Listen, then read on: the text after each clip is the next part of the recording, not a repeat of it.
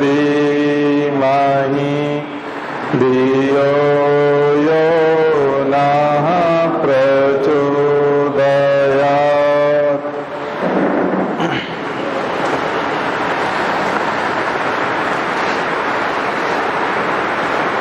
सफलता और असफलता के बीच बहुत ज्यादा अंतर होता नहीं है, ध्यान रखिए। जैसे कोई व्यक्ति बहुत बुरी तरह से असफल हुआ है, यानी कि सिलेक्शन, जैसा हमने बताया था कि 60 क्वेश्चन पे सिलेक्शन हो रहा है और उसका केवल 30 है और 40 है, तो उसे असफल नहीं कहेंगे बल्कि उसे अयोग्य कहेंगे। वो उस परीक्षा के लायक ही नहीं है, उस परीक्षा के भी लायक भी नहीं हो, इसलिए उसको असफल कहना तो उचित होगा, अनुचित होगा। असफल कब कहेंगे कि कोई 55 से ऊपर है और वो 60 नहीं ला पाया, तो 60 वाला सफल हो गया और 55 से 60 के बीच के जो लोग हैं वो असफल हो गए। ठीक है, ये बात हम क्यों कर रहे हैं? कई लोग अनावश्यक ही चिंतित रहते हैं और अपने आप को असफल मानते हैं और निराशा में चले जाते हैं। तो जिस व्यक्ति के 55 ठीक नहीं होते 100 में से, तो उसको निराश होने का हक भी नहीं है, क्योंकि तुम इसके लायक भी नहीं हो। तो सबसे पहले तो लायक बनो। निराश भी तो तब हो ना कि जब आप उसके लायक थे, आपके हाथ में आते आते छूट गया, आप स्टेशन पे पहुंच गए थे और टिकट लेने के चक्कर में आपकी ट्रेन छूट गई, तब तो बात समझ में आती है। आप घर से निकले ही नहीं, या घर से आधे ही चले थे, स्टेशन अभी 10 किलोमीटर दूर था और ट्रेन छूट गई, तो ट्रेन छूटी नहीं है, ट्रेन चली गई और तुम पहुंचे नहीं, तुम ट्रेन में बैठने के लायक भी नहीं थे। तो इसलिए बहुत सारे लोग जो अपने आप को दोष देने लगते हैं और अपने आप को असफल मानते हैं और दुखी भी होते हैं, उनको दुखी भी नहीं होना चाहिए। मेहनत करो, पहले तो उस लायक बनो कि आप वहां तक पहुंच जाओ, उसके बाद फिर सहानुभूति भी मिलेगी, थोड़ा सहयोग भी मिलेगा, तो सहयोग भी तभी शुरू होता है। तो सबसे पहले अपनी योग्यता, पात्रता, जिसको सामान्य भाषा में औकात कहते हैं और हिंदी में हम लोग पात्रता बोलते हैं, है ना, और इसमें बोलते हैं एलिजिबिलिटी। तो सबसे पहले तो एलिजिबिलिटी बढ़ानी पड़ेगी, पात्रता बढ़ानी पड़ेगी, औकात बढ़ानी पड़ेगी। और औकात जब हमारी वो हो जाती है तो उसके बाद फिर सहयोग भी मिलने लगता है, कॉपरेशन भी आता है और बहुत सारी चीजें आती है, सब चीजें आ जाएंगी फिर। और फिर आपको दुख भी होगा, लेकिन वो दुख उस तरह का नहीं होगा। वो चीजें जो है कई बार आपको थोड़ा बहुत प्रीलिम्स की वजह से, नहीं तो मेंस की तो पूरी तैयारी थी, इस बार केवल प्रीलिम्स की वजह से बाहर हो गए। कभी ऐसा लगेगा कि मेंस में बुखार आ गया था या बीमार हो गए थे, इस वजह से एग्जाम हमारा छूट गया, नहीं तो हम IAS हो जाते। कभी लगेगा कि इंटरव्यू बोर्ड बहुत बेकार आदमी का आ गया था, गलत आदमी ने हमारा इंटरव्यू लिया, पूरा नेगेटिव आदमी था, है ना। जैसे इंजीनियर्स के कोड से नफरत थी उसको और हम इंजीनियर थे, तो अपने आप ही आप बाहर हो जाओगे, क्योंकि वो इंजीनियर को पसंद ही नहीं करता। कई लोग सोचते हैं कि इंटरव्यू के जो मार्क्स होते हैं वो, जैसे हमारे टाइम पे जो होते थे 2300 नंबर होते थे, तो उसमें 300 का इंटरव्यू होता, अब 275 का होता है। 2075 में से 275 का इंटरव्यू होता है, 275 का। तो कई लोग सोचते हैं कि ये उसका परसेंटेज है, नहीं, उसका नहीं है, ये 50% होता है। इंटरव्यू कितना होता है? 50% रोल प्ले करता है। इंटरव्यू इसलिए 50% रोल प्ले करता है क्योंकि आप जो नंबर है टोटल, जैसे कि 1800 नंबर है, तो 1800 नंबर में से तो आप 900 नंबर ला चुके और 900 नंबर तो आपके माइनस हो चुके हैं। अब सीधा जो बचा हुआ 275 है वो तय करेगा। अगर उस 275 में से 215 है और 115 है तो गेम हो जाएगा, 115 वाला बाहर हो जाएगा और 275 वाला टॉप 50 में पहुंच जाएगा। बात समझ में आ रही? जिसके 115 है वो तो एग्जाम से ही बाहर हो जाएगा, और जिसके 215 है या 225 है, 225 तो जनरली देते नहीं, किसी किसी को मिल भी सकते हैं, देते भी हैं। 225 आए तो आप टॉप 10 में पहुंच जाओगे या टॉप 50 में पहुंच जाओगे। तो ये तो 50% हो गया। आप कहोगे नहीं 275 तो 50 नहीं होता है, तो 20% से भी कम है। नहीं, बात वो नहीं है। बात 20% की या 10% की नहीं, ये 10% के आसपास है, 12% है। नहीं, 12% नहीं है, ये कितना है? 50%। क्योंकि आप क्या 1800 नंबर में से आप 900 नंबर ला करके, 800 नंबर ला करके इंटरव्यू के लिए एलिजिबल हो गए। अब वो नंबर तो गए, 1800 में से 800 लाए और इंटरव्यू का कॉल आ गया, तो 1000 नंबर तो गए ना आपके। 1000 नंबर अभी कहाँ है? नहीं है। तो अब तो तय वो करेगा, तो 50-50 है। इसलिए इंटरव्यू बहुत मायने रखता है। और इंटरव्यू में वो जिसे चाहते हैं उसे ले लेते हैं, जिसे बाहर करना होता है उसे बाहर कर देते हैं। पूरी ताकत होती है उनमें, और उनसे कोई क्वेश्चन भी नहीं कर सकता। इसलिए बहुत सारे बच्चे बाहर हो जाते हैं। तो बाहर एग्जाम से असफल होने का ऐसे में आदमी बोल सकता है कि मैं असफल हुआ हूं, वो सहानुभूति की मांग कर सकता है, दुखी हो सकता है, वो अपने अंदर सुधार लाके अगली बार बैठने की कोशिश करेगा और वो सिलेक्ट होगा। या जिसे आईएएस होना था वो आईपीएस हुआ है। पिछली बार भी आईपीएस के मार्क्स आए, इस बार भी आईपीएस के मार्क्स आए, आईएएस के मार्क्स ही नहीं आ रहे, तो वो बोल सकता है। लेकिन एकदम जो बाहर आदमी है उसको, अभी बहुत सारे लोग फोन कर रहे हैं और दुखी हो रहे हैं, सर 5 जून को एग्जाम है और हमारे तो 40 ही प्रश्न ठीक हो रहे हैं। तो तुम्हारी एग्जाम 2024 में आएगी, 2022 वाली तुम्हारी एग्जाम है ही नहीं। अभी तुम 2 साल जम के पढ़ाई करो तो 2024 में बैठने लायक बनोगे, तब दुखी होना। अभी 5 जून वाली आपकी एग्जाम नहीं है, आपके लिए नहीं है वो, उसमें दुखी क्यों होते? तो आज मैंने बहुत स्पष्ट बता दिया ताकि वो भ्रम निकल जाए दिमाग में से। केवल एग्जाम के लिए फॉर्म भर देना या सबको बता देना कि हम आईएएस की तैयारी शुरू कर दी है, या मार्केट से 4-5 किताबें खरीद लाए, या हमारी क्लास में ज्वाइन कर लिया, उससे थोड़ी दावा हो जाता है आपका कि आप आईएएस की तैयारी कर रहे हो या आप आईएएस बन जाओगे। जब तक रिजल्ट लेके नहीं आओगे तब तक नहीं बनेगा, रिजल्ट लाना पड़ेगा, तब जाकर के आपके दावे शुरू होंगे, और तब उस पर कोई गंभीरता से लेगा भी सही। ऐसे आपके विलाप को कोई नहीं सुनने वाला, और उसका कोई मतलब भी नहीं, विलाप करना भी नहीं चाहिए, दुखी भी नहीं होना चाहिए। अनावश्यक दुखी हो रहे हो, दुखी होने के बजाय आप पढ़ाई शुरू करो, शुरुआत करो उसकी। नहीं की है तो शुरुआत करो। तो आज मैं उन शुरुआत करने वालों के लिए भी कुछ बता देता हूं, क्योंकि एग्जाम तो ठीक है, जो बच्चे दे रहे हैं वो अपनी तैयारी कर रहे हैं, तो शुरुआत करने वाले कुछ किताबें टटोलें और खरीदें, और ऑप्शनल पे पहले काम करके रखें। जिस भी साल आप एग्जाम देने वाले हो उस साल दिसंबर तक ऑप्शनल को तैयार करके रखो। आप 2023 की देने वाले हो तो 2022 दिसंबर तक आपका ऑप्शनल पूरी तरह से तैयार होना चाहिए। केवल एक रिवीजन भर लगे आपको, 2 महीने का 1 महीने का टाइम मिलेगा आपको मेंस के टाइम, उसमें आप रिवीजन कर लेना अपना,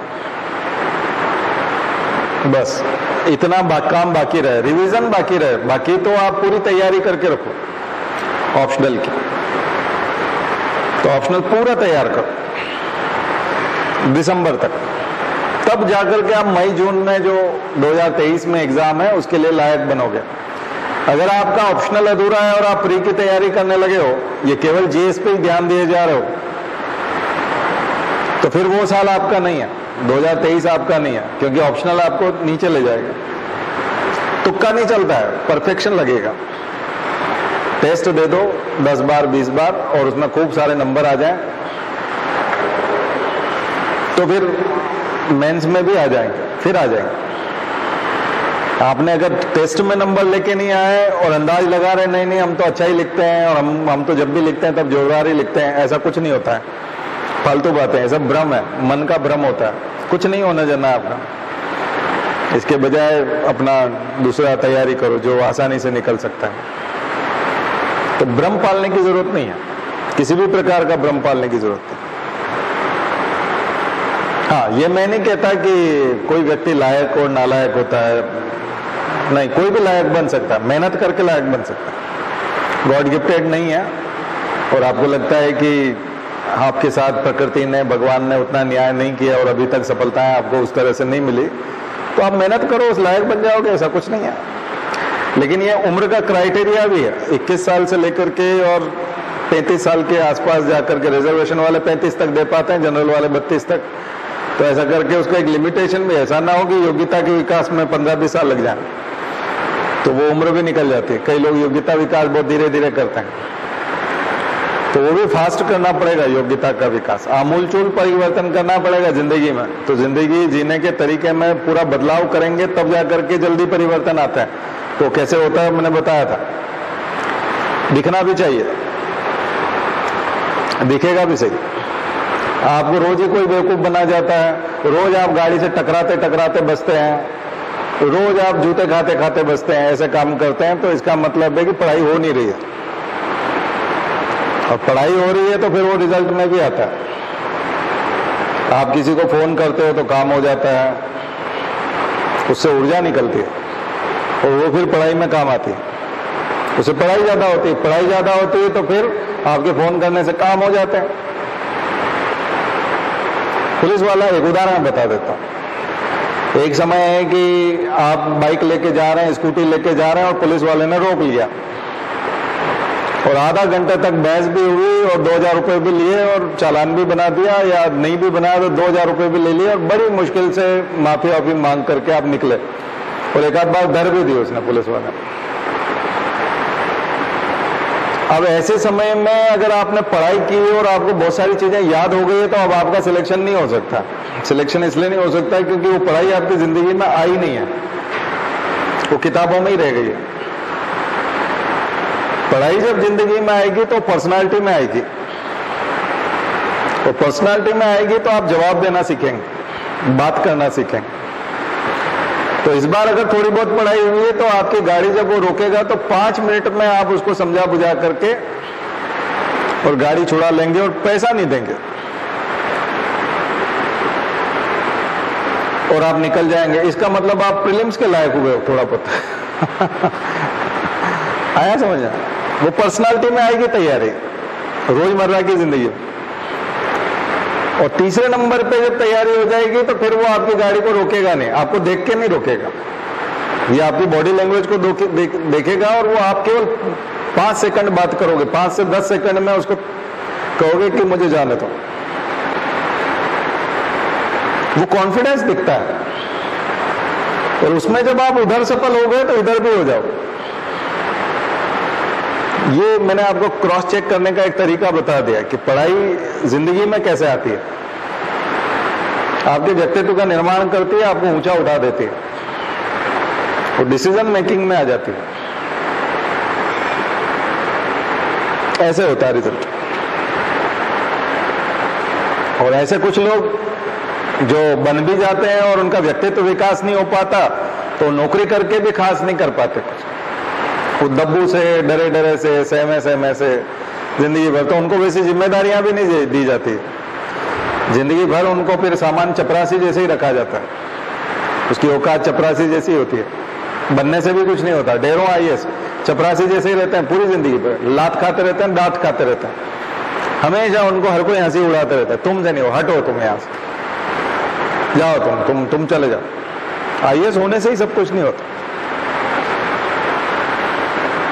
तो ये अपनी जिंदगी में आता है। तो क्रॉस चेक करते जाओ, तैयारी हो रही है या नहीं हो रही है। हो रही है तो फिर रिजल्ट्स आएंगे, लोग मानना शुरू कर देंगे। मनवाने की जरूरत नहीं पड़ेगी, आपको बोलना नहीं पड़ेगा कि आप मुझे मानो, मैं तैयारी कर रहा हूं आजकल, नहीं है, वो खुद मानेंगे। तो दोनों परस्पर है, जितना ज्यादा मानेंगे उतनी ज्यादा तैयारी होगी, और जितनी ज्यादा तैयारी होगी उतना ज्यादा मानेंगे। अब समझ में आ रहा है? ऐसे तो जो कुछ भी क्रिया होगी उसकी प्रतिक्रिया स्वरूप यहां फायदा होगा और यहां फायदा होगा तो वहां पे भी होगा, और ये बहुत तेज स्पीड रहेगी। तब जल्दी 6 महीने में रिजल्ट आ जाएंगे। कई लोग बोलते हैं सर 6 महीने में तैयारी नहीं हो सकती। हाँ हो सकती है, आप स्पीड से अपनी लाइफ को चेंज कर दो, स्पीड से तैयारी हो जाएगी। आप व्यक्ति के तौर पर वैसे ही बने रहना चाहते हो और केवल तैयारी करना चाहते हो तो लंबा टाइम लगेगा, उसमें लंबा टाइम लगेगा, क्योंकि व्यक्तित्व चेंज नहीं कर रहे हो, पर्सनालिटी नहीं चेंज हो रही है। तो बहुत इंपॉर्टेंट बात मैंने आपको बता दी कि उससे डिसीजन मेकिंग में, इच्छा शक्ति में भी, विल पावर में भी, योगा करने का आपने सोचा था 6 महीने से आप टाल रहे हो, आज तक योगा शुरू नहीं कर पाए, तो फिर आपके टॉपिक भी तैयार नहीं होंगे, वो भी 6-6 महीने टलेंगे। परीक्षा भी हो सकता है 3 से 6 साल टल जाए। जिस दिन आपने सोचा कि आप जल्दी उठेंगे और कल दौड़ने जाएंगे और आप वाकई में उठे और दौड़ने चले गए, ऐसा आदमी ने ठाना कि मैं 1 साल में आईएएस निकाल लूंगा, वो निकाल भी लेगा, क्योंकि वो दौड़ भी आया था। तो सुबह 5 बजे उठ के जो दौड़ आया वो फिर 1 साल में आईएएस भी निकाल सकता है। और जो 1 साल से केवल सोच रहा है लेकिन दौड़ने नहीं गया, तो फिर उसका आईएएस भी नहीं निकलना। बात समझ में आई ना? ये है, ये कमिटमेंट, लाइफ के प्रति कमिटमेंट। आप ये उसके साथ सीधा संबंध है उसका, तो कितना आसान है। जो भी आपने सोचा उसको कर डालो, बस बात खत्म। यही तो आईएएस की तैयारी है। आपने इतना सिलेबस कंप्लीट करने के लिए सोचा, उतना सिलेबस कंप्लीट कर लो, हो गया काम। और छोटे छोटे टारगेट रोज के, मेजरेबल, जिसको आप नाप सको, ऐसे टारगेट। मॉडर्न हिस्ट्री करना है 1 महीने में, 15 दिन में करना है, हाँ गवर्नर जनरल 1 दिन में करना है, हाँ 1 दिन में कर लिया, नाप लिया। बड़ा टारगेट नहीं कि हम हिस्ट्री निपटा देंगे 1 महीना, हिस्ट्री नहीं निपटेगी 1 महीना, केवल मॉडर्न हिस्ट्री कर पाओ। 1 दिन में पूरी मॉडर्न हिस्ट्री का रिवीजन कर लेंगे, नहीं होगा, 3 दिन लगेंगे, तो वो नहीं हो पाएगा। गवर्नर जनरल 1 दिन में करेंगे, हाँ बिल्कुल सही बात है, कर सकते हो, करो, हो जाएगा, ये हो सकता है। तो ये तरीका बता दिया मैंने। तो जो बिल्कुल नए सिरे से तैयारी कर रहे हैं, मन में किसी प्रकार का भ्रम न पालें, छोटे छोटे टारगेट पूरा करें, रोज का काम करें। आज हम 1857 की क्रांति कर लेंगे, आज हम गवर्नर जनरल कर लेंगे, आज हम 2 दिन में रेनेसां कर लेंगे। और जिस दिन आप कर लोगे उस दिन फिर वो कंप्लीट भी हो जाएगा, काफी हद तक कंप्लीट हो जाएगा। आप बोल पाओगे कि हाँ हमको आ गया है, हमने कर लिया। और यहाँ से सवाल पूछेंगे तो ठीक भी होने लग जाएंगे। अब उसका रिजल्ट आपका वहां आएगा। टेस्ट दोगे तो पहले 40 ठीक होते थे, अब 47 ठीक होने लगे। पहले 40 से ज्यादा ठीक नहीं होते थे, अब 45 से नीचे आप नहीं जाते। पहले आप 40 से ऊपर कभी पहुंचे ही नहीं टेस्ट में, अब 45 से नीचे आप कभी नहीं जाते। तो ये कमाल होने लग जाएगा और ये फिर आपकी लाइफ में आ जाएगा, व्यवहार में आ जाएगा। फिर आपने कोई एक टारगेट लिया, 1 महीने तक जिद पकड़ी और ऐसे ही रोज के छोटे छोटे टारगेट बनाए और उनको पूरा करने लगे। अब आप 50 से ऊपर पहुंचने की आदत हो जाएगी, अब आप 50 से नीचे नहीं जाते। फिर 2-3 महीने के लिए कोई टारगेट लिया, फिर आप 55 तक पहुंच सकते हो। फिर 2-4 महीने के लिए लिया, आपने 60 तक पहुंचना शुरू कर दिया। अब आप सिलेक्शन के लेवल पे आ गए। तो कैसे आओगे? घबराने की जरूरत है। जो 30 पे है उसको भी घबराने की जरूरत नहीं है। 3 साल लगेंगे, 40 वाले को 2 साल मिनिमम लगेंगे। कब? जब व्यवहार में आने लग जाएगी चीजें, तब। अदरवाइज तो 6 साल भी लग सकते। और मान लीजिए व्यवहार में नहीं आई और 6-7 साल का कठोर मेहनत करके, हार्डवर्क करके आपने जैसे तैसे यूपीएससी निकाल लिया, तो जिंदगी भर गालियां खाने के सिवा कुछ नहीं मिलेगा। आईएएस एंजॉय नहीं कर पाओगे, क्योंकि लल्लू टाइप का आईएएस बनेगा। तो हम बता रहे हैं कि स्मार्ट आईएएस कैसे बनना है, उसको लाइफ में लेके आओ, एग्जीक्यूट करो अपनी लाइफ में, रोज की जिंदगी में। क्योंकि ये चीजें जब आती है तो ये व्यक्तित्व का निर्माण करती है, पर्सनालिटी बनती है आपके सलीके में, बात करने के सलीके में, उसमें ये सब चीजें आती है। कॉन्फिडेंस आता है, झूठा कॉन्फिडेंस नहीं। बहुत सारों का जो कॉन्फिडेंस है वो बड़ा नकली है, वैसा नहीं, असली वाला कॉन्फिडेंस। और असली वाला कॉन्फिडेंस आता है तो आपको किसी को मनाने की जरूरत नहीं पड़ती।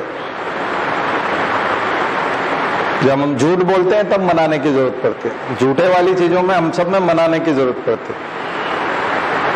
जब आप असली होते हो तो आपको बताने की जरूरत नहीं पड़ती। असली सोने वाले को कोई कसौटी और वो सब नहीं करना पड़ता। वो बोलता है असली ये 24 कैरेट है, बात खत्म। उसने बोल दिया मतलब बोल दिया। कई लोग सिद्ध करते रहते हैं, कई तरह के सर्टिफिकेट लगाते हैं, ये करते हैं वो करते हैं, वो नहीं करना पड़ता। तो ये प्राप्त करने के लिए आप एक एक टॉपिक को और उसको प्रामाणिकता के साथ करते जाओ, अच्छे से करते जाओ, ईमानदारी के साथ करते जाओ। और एग्जाम के लिए बिल्कुल क्रॉस करने के लिए यदि आपने किया तो लाइफ में भी आ जाएगा, आए बिना रहेगा नहीं। जैसे किसी का रेट मान लीजिए 10 रुपए और आपसे कोई वो 20 रुपया ले रहा है और आपको मालूम है कि ये 10 रुपया, तो फिर आप उसको बोलोगे कि भैया 20 का 10 रेट है, ये देखो। तो व्यक्तित्व में आता है, क्योंकि आपको 10 पता है तो 10 बोलने में भी आएगा। नहीं पता है तो 20 दे दोगे और चुपचाप चले जाओगे। ठीक है, 10 पता है तो बोलोगे कि 10 है, 20 नहीं है। पता है तो बोलोगे ना, वो बोल के ही रहता है। तो इसलिए वो जो ज्ञान आता है वो व्यक्तित्व में आता ही है, उसको आप रोक नहीं सकते, क्योंकि आपको पता है। आपको पता चल गया है तो अब वो आपके व्यक्तित्व का हिस्सा हो जाएगा। तो उसको व्यक्तित्व का हिस्सा बनाओ तो उससे ऊर्जा निकलेगी, कॉन्फिडेंस आएगा, तो फिर पढ़ने की ज्यादा इच्छा होगी, क्योंकि ये रिजल्ट लेके आता है। और व्यावहारिक जिंदगी में भी, रोजमर्रा जिंदगी में भी, और 90% तो दुनिया में कॉन्फिडेंस का ही गेम है, पूरा पूरा कॉन्फिडेंस का गेम। आप कॉलेज में एक टीचर ने किसी दिन आपके पूरे क्लास में एक नोटिस सुना है कि जो जो इसमें पार्टिसिपेट करना चाहते हैं अपना नाम दें। आपने देखा कि आपने नाम नहीं दिया लेकिन एक व्यक्ति ने नाम दिया। बाद में एक आध महीने बाद पता चला कि उसका सिलेक्शन कहीं और हो गया, बढ़िया अच्छी जगह पर, उस दिन नाम देने की वजह से वो दिल्ली जाएगा। 2-3 महीने बाद पता चलता है कि अब उसको अमेरिका से बुलावा आया। साल भर बाद आप देखते हैं कि आपके यहाँ जो चीफ गेस्ट हैं, कॉलेज में फंक्शन हो रहा है, उसमें उसको सम्मानित कर रहे हैं। तो आप हर चीज का साक्षी बनते हैं।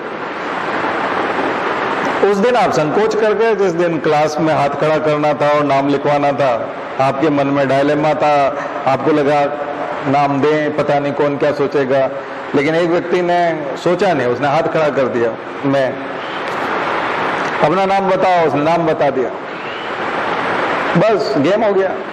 ये कॉन्फिडेंस का गेम।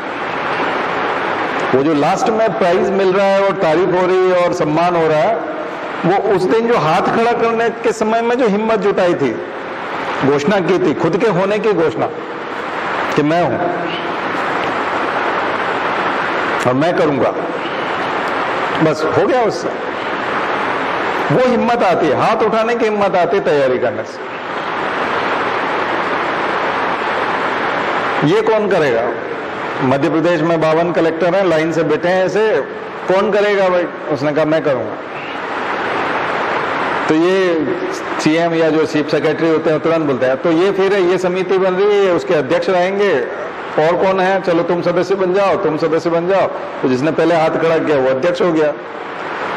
आगे से वो कमेटी जो है उसके नाम से कमेटी कहलाई, उसकी रिकमेंडेशन कहलाई, वो पूरे देश में लागू हो गई, कोर्स में आ गई, किताबों में आ गई, नीति आयोग में छप गई। और प्रधानमंत्री का उत्कृष्टता पुरस्कार, मुख्यमंत्री के उत्कृष्टता पुरस्कार, तमाम प्रकार के अवार्ड और सम्मान उसके खाते में चले गए। आया मुझे ये होता है। तो घोषणा करनी पड़े। वो घोषणा करने की जो हिम्मत है वो पढ़ाई से आती है। इसलिए जैसे जैसे आप पढ़ते जाओगे, आप एक एक ऑप्शन जो तय करते हो ABCD में से डी वाला सही है, वो एक तरह से आप घोषणा करते हो। और ऐसे 60 घोषणाएं आपके पक्ष में चली जाती हैं 100 में से, तो आप बुला लिए जाते हो, मेंस दे दो जरा। और मेंस में 3 घंटे में आप जबरदस्त लिख करके, बहुत स्पीड से लिख करके फिर घोषणा करते हो कि इन सबसे तेज मैंने लिखा है। फिर इंटरव्यू में बुलाए जाते हो और इंटरव्यू में आप चुप नहीं रहते, जवाब देते हो, तो घोषणा हो गई। तो हर जगह कॉन्फिडेंस का गैप। कई बच्चे खराब होने के डर से बोले हमने तो सर अटेम्प्ट ही 65 किया, केवल 65 क्वेश्चन अटेम्प्ट किया, तो 65 किए तो 50 तो ठीक, 100 पे अगर कट ऑफ है तो 55 ठीक होना चाहिए,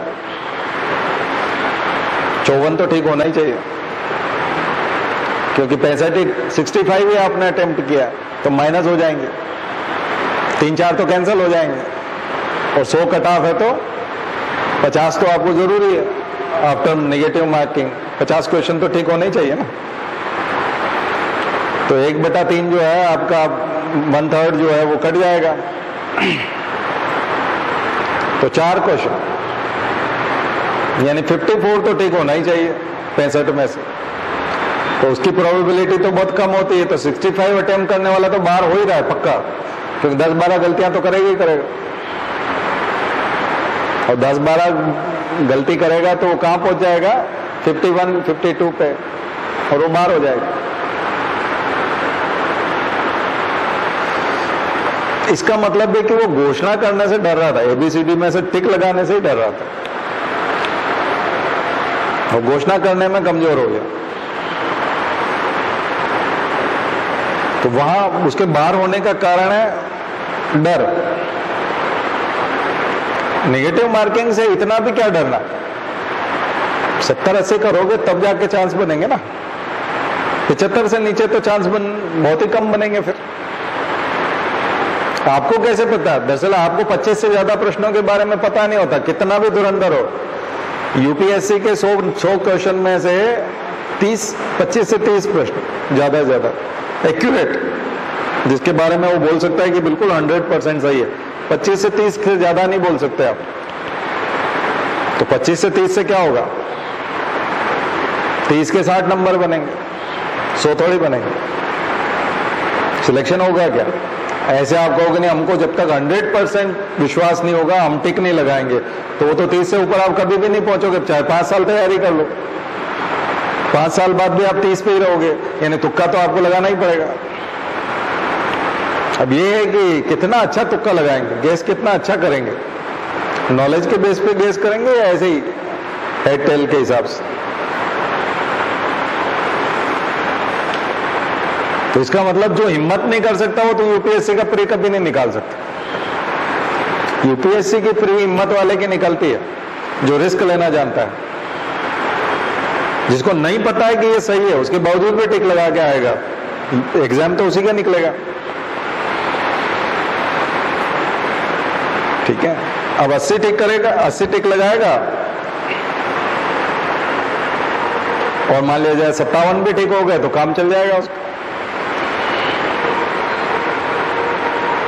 आ गया समझ? 80 टिक लगाया और 57 भी लगाया तो हो गया काम उसका, लेकिन 80 तो लगाना पड़ेंगे। कोई इस डर से केवल 65 लगाएगा तो बाहर हो जाएगा। 65 से नीचे वाले कभी सेलेक्ट नहीं होते, ध्यान रखिए। 65 या 65 से कम सही टिक लगाने वाले कभी सेलेक्ट नहीं होते, क्योंकि इतनी गलतियां तो हो ही जाती है। क्योंकि हमने बताया 30 से ज्यादा तो आप पता ही नहीं लगा सकते, 30 से ज्यादा तो आपको पता होता ही नहीं है। और 50 क्वेश्चन ठीक होना बहुत जरूरी है माइनस मार्किंग के बाद। ऐसा नहीं होता कि 50 की जरूरत है और आपको 50 क्वेश्चन एग्जैक्ट पता हो और आप वही 50 जो है 100 में से टिक लगा के आ रहे हैं। तो कुल मिला के प्रीलिम्स की परीक्षा रिस्क की परीक्षा है, कॉन्फिडेंस की परीक्षा है, अपने आप को घोषणा करने की परीक्षा है। एबीसीडी में से 4 में से एक के, तो आपको घोषणा करनी पड़ेगी उन चारों में से किसी एक की। और वो घोषणा करना जो व्यक्ति नहीं जानता वो वैसे ही बाहर हो जाना है उसका। बात समझ में आ गई होगी आपको। तो कितना क्लियर है, बहुत क्लियर है कि आपको गेस करना है, पर बढ़िया सा गेस करना है, नॉलेज के आधार पर गेस करना। जैसे वो केबीसी वाला लाइफ लाइन देता रहता है ना बीच बीच में, तो जैसे 50-50 कर देता है कई बार, तो 2 गलत जवाब मिटा देता। तो आपको एलिमिनेशन करना आना चाहिए। तो एलिमिनेशन ट्रिक में आप वो 2 गलत जवाब मिटा दोगे, फिर आपकी दुविधा केवल 2 में रहेगी, तो प्रोबेबिलिटी 50-50 की हो जाएगी। ऐसे में आपने 20 सवाल टिक लगाया तो 10 तो ठीक हो ही जाएंगे, क्योंकि 50-50, 20 में से 10 ठीक होंगे, 10 खराब हो जाएंगे। इतना घाटे वाला बात नहीं है। तो 30 आपके ठीक हो गए और बाकी के 20 में से 10 और ठीक हो गए, तो 40 ठीक हो गए, तो 50 तो हो चुके हैं अटेम्प्ट। और अब आप आगे बढ़ो। अब हो सकता है कि आपका 30 में से 15, अगले जो 30 आप लगाओगे, 80 करोगे, तो हो सकता है कि वहां से 12 ही ठीक हो सकता है वहां से 15 ठीक हो जाए, पर 15 ठीक होने की स्थिति बहुत कम रहेगी कि 30 में से 15 ठीक होंगे, बहुत मुश्किल है। अब 50-50 चांस बहुत कम रहेगा, इसलिए 85-90, और यही प्रोबेबिलिटी जब हम ऊपर की तरफ ले जाते हैं तो पूरे 100 करने में भी कोई बहुत ज्यादा नुकसान नहीं बचता। क्यों नहीं बचता? क्योंकि 4 प्रश्न में से यदि 1 गलत हुआ तो 0 हो जाएगा, और 4 में से 1 के सही होने की संभावना तो बहुत ज्यादा है, लगभग 99% या 90% तो आई है। तो 4 में से 1 ठीक हुआ तो 0। वैसे भी आप अटेम्प्ट नहीं करने वाले थे तो भी 0 ही था। 4 आप छोड़ देते तो भी 0, और 4 अटेम्प्ट किया और 1 सही हो गया तुक्के में तो भी 0 ही है। तो ये इक्वेशन लगभग बैठना है। लेकिन कहीं 2 सही हो गए उसमें से, 4 में से, जुआ लग गया, लॉटरी लग गई, तो फायदा हो जाएगा। उसी से तो आप रेंगते रेंगते आगे बढ़ोगे। क्योंकि हम जो बता रहे हैं 12-13 ठीक होगा तो उससे तो आप 53 पे पहुंचोगे। अब 60 पे पहुंचना है और 20 अपॉर्चुनिटी आपके पास है और 7 क्वेश्चन और बाकी हैं, तो 20 में से 7 ठीक करने की स्थिति में होना। 5 तो ठीक हो ही रहे हैं 20 में से। आ गया समझ में? 5 तो आपके 20 में से ठीक हो ही रहे हैं। अब 2 और बढ़ाने, अब बहुत ही ज्यादा दुर्भाग्य होगा तो फिर आपके 4 या 3 ठीक होंगे 20 में से। 0 तो हो नहीं सकता, वो तो फिर इसका मतलब है कि दुर्भाग्य का महादुर्भाग्य लेके पैदा हुआ कि 20 तुक्के लगाए और पूरा 0 हो जाए उसका, वो तो हो नहीं सकता। हाँ, 4 पे आ सकता है, 3 वाला भी हो सकता है कि 20 में से 3, लेकिन वो बहुत कम। प्रोबेबिलिटी के नियमों पे भी चलोगे तो 5, लेकिन 7 भी हो सकता है अगर आप अपने ज्ञान का सहारा लें। तुक्का अगर आप लगाएं बहुत बुद्धि के साथ और कॉन्फिडेंस के साथ और घोषणा के साथ में, 3 चीजें, अकल के साथ, घोषणा के साथ और बुद्धि के साथ, मतलब उसके साथ कॉन्फिडेंस, विश्वास के साथ, 3 चीजों के साथ अगर लें और साहस करेंगे। क्योंकि अगर आप अपॉर्चुनिटी खो देंगे उस डर से कि माइनस मार्किंग हो जाएगी, तो टोटल तो उधर 56 ही बन रहा है, 60 तो आप पहुंचे नहीं, और अभी आपके पास 20 क्वेश्चन बचे हुए हैं या 15 बचे हुए हैं। मान लीजिए 85 आपने अटेम्प्ट किए, उससे आपका 56 बन रहा है, ठीक है, या 54 बन रहा है। तो टोटल माइनस वाइनस सब करके आप फिर 49 पे पहुंच जाओगे या 48 पे पहुंच जाओगे, तो सिलेक्शन तो फिर भी नहीं होना है। अब आपको 1-2 और बढ़ाना है अपने, और 1-2 और बढ़ाने के लिए आपके पास अभी 15 क्वेश्चन बचे हुए हैं, तो उनको अटेम्प्ट करने से बात बन सकती है, छोड़ने से बात नहीं बनेगी। तो आज मैंने माइनस मार्किंग वाला फंडा भी आपके दिमाग से निकाल दिया। तो इसलिए हम तो अपने स्टूडेंट्स को बताते हैं कि भाई 85 तो कम से कम अटेम्प्ट करो, नहीं तो रिसोर्सेज इतने ज्यादा छोड़ दोगे तो फिर मार्क्स लाओगे कहां से? आपने अटेम्प्ट किया होगा तो आगे बात बनेगी ना। किसी ने अटेम्प्ट यदि 85 किया और आप खुद ही घर आकर के गिन रहे हो और 15 छूट गए और 85 अटेम्प्ट किए, वहां तक गिनते गिनते पीछे आए, तो आपके टोटली 52 बन रहे हैं। या 53 हो रहे हैं, तो अब तो निराशा ही जानी है, क्योंकि 27 क्वेश्चन गलत है, यानी कि 9 क्वेश्चन उड़ जाएंगे, तो 53 में से 9 उड़ा दो तो 46 बचेंगे। तो 100 मार्क्स कहां से आएंगे? 2 का गुणा कर लो, 92 होंगे, 92। 8 नंबर कम पड़ गए, 4 क्वेश्चन कम पड़ गए। तो अपॉर्चुनिटी तो आपने खो दी। 15 क्वेश्चन पड़े हुए थे, 5 मिनट का 10 मिनट का समय भी बचा हुआ था, 15 मिनट का समय बचा हुआ था, आपने उपयोग ही नहीं किया, इस डर से कि गलत हो जाएगा। वो गलत नहीं भी हुआ तो भी तो आप बाहर हो गए, गलत तो नहीं किया आपने। 15 क्वेश्चन बचे हुए थे, वो ज्यों के त्यों इंटैक्ट थे, लेकिन आप तो बाहर हो गए। उसके बजाय अटेम्प्ट किए होते तो उसमें संभावना, ठीक है कि आप बाहर फिर भी हो सकते हो क्योंकि माइनस मार्किंग होगी, लेकिन अंदर घुसने की संभावना भी तो रहेगी, एग्जाम में बने रहने की संभावना भी तो रहेगी। कम से कम आप काउंट तो करोगे आगे तक, कुछ उम्मीद के साथ, आशा के साथ काउंट करने लायक तो कुछ है। तो सब लोग माइनस मार्किंग का अलग लेक्चर देते हैं, मैं आपको बहुत ही पॉजिटिव लेक्चर दे रहा हूं। ज्यादा से ज्यादा अटेम्प्ट करने की कोशिश करो, लेकिन बुद्धि, विश्वास और अनुभव के साथ और कॉन्फिडेंस के साथ, ज्ञान के साथ अच्छे से करो, तो आपके फेवर में जाएगा। और 90% लोग इसी टाइप के सेलेक्ट होते हैं जो मैं बता रहा हूं इस परीक्षा, 90%। हाँ, जिनकी मेहनत बहुत ज्यादा हो गई और 65-70 क्वेश्चन वो ठीक करने की आदत हो गई है उनकी। तो मैं हर साल पढ़ाता हूँ, 26 साल से हर साल पढ़ा रहा हूँ, लेकिन मेरा स्कोर भी 72, 73 से ज्यादा नहीं जाएगा। मैं खुद भी एग्जाम दूंगा, 60 में सिलेक्शन हो रहा है, और मैं 72, 73 से ऊपर नहीं पहुंच पाऊंगा, क्योंकि परीक्षा कठिन होती है। ऐसा नहीं कि मुझे इतने साल का, 26 साल का अनुभव है तो मैं एकदम 90 पे पहुंच जाऊंगा, ऐसा नहीं होता, ऐसा कुछ नहीं होता। ठीक है, इसलिए बहुत ज्यादा गुंजाइश नहीं होती उसमें। बहुत सालों का अनुभव होने के बाद और हर साल पढ़ाई करने के बाद भी नहीं पा सकते आप उतना ज्यादा। तो इसीलिए कई लोग ऐसे ही बकवास करते रहते हैं कि हमारे 158 नंबर थे, 162 थे, नहीं, इतना नहीं होता।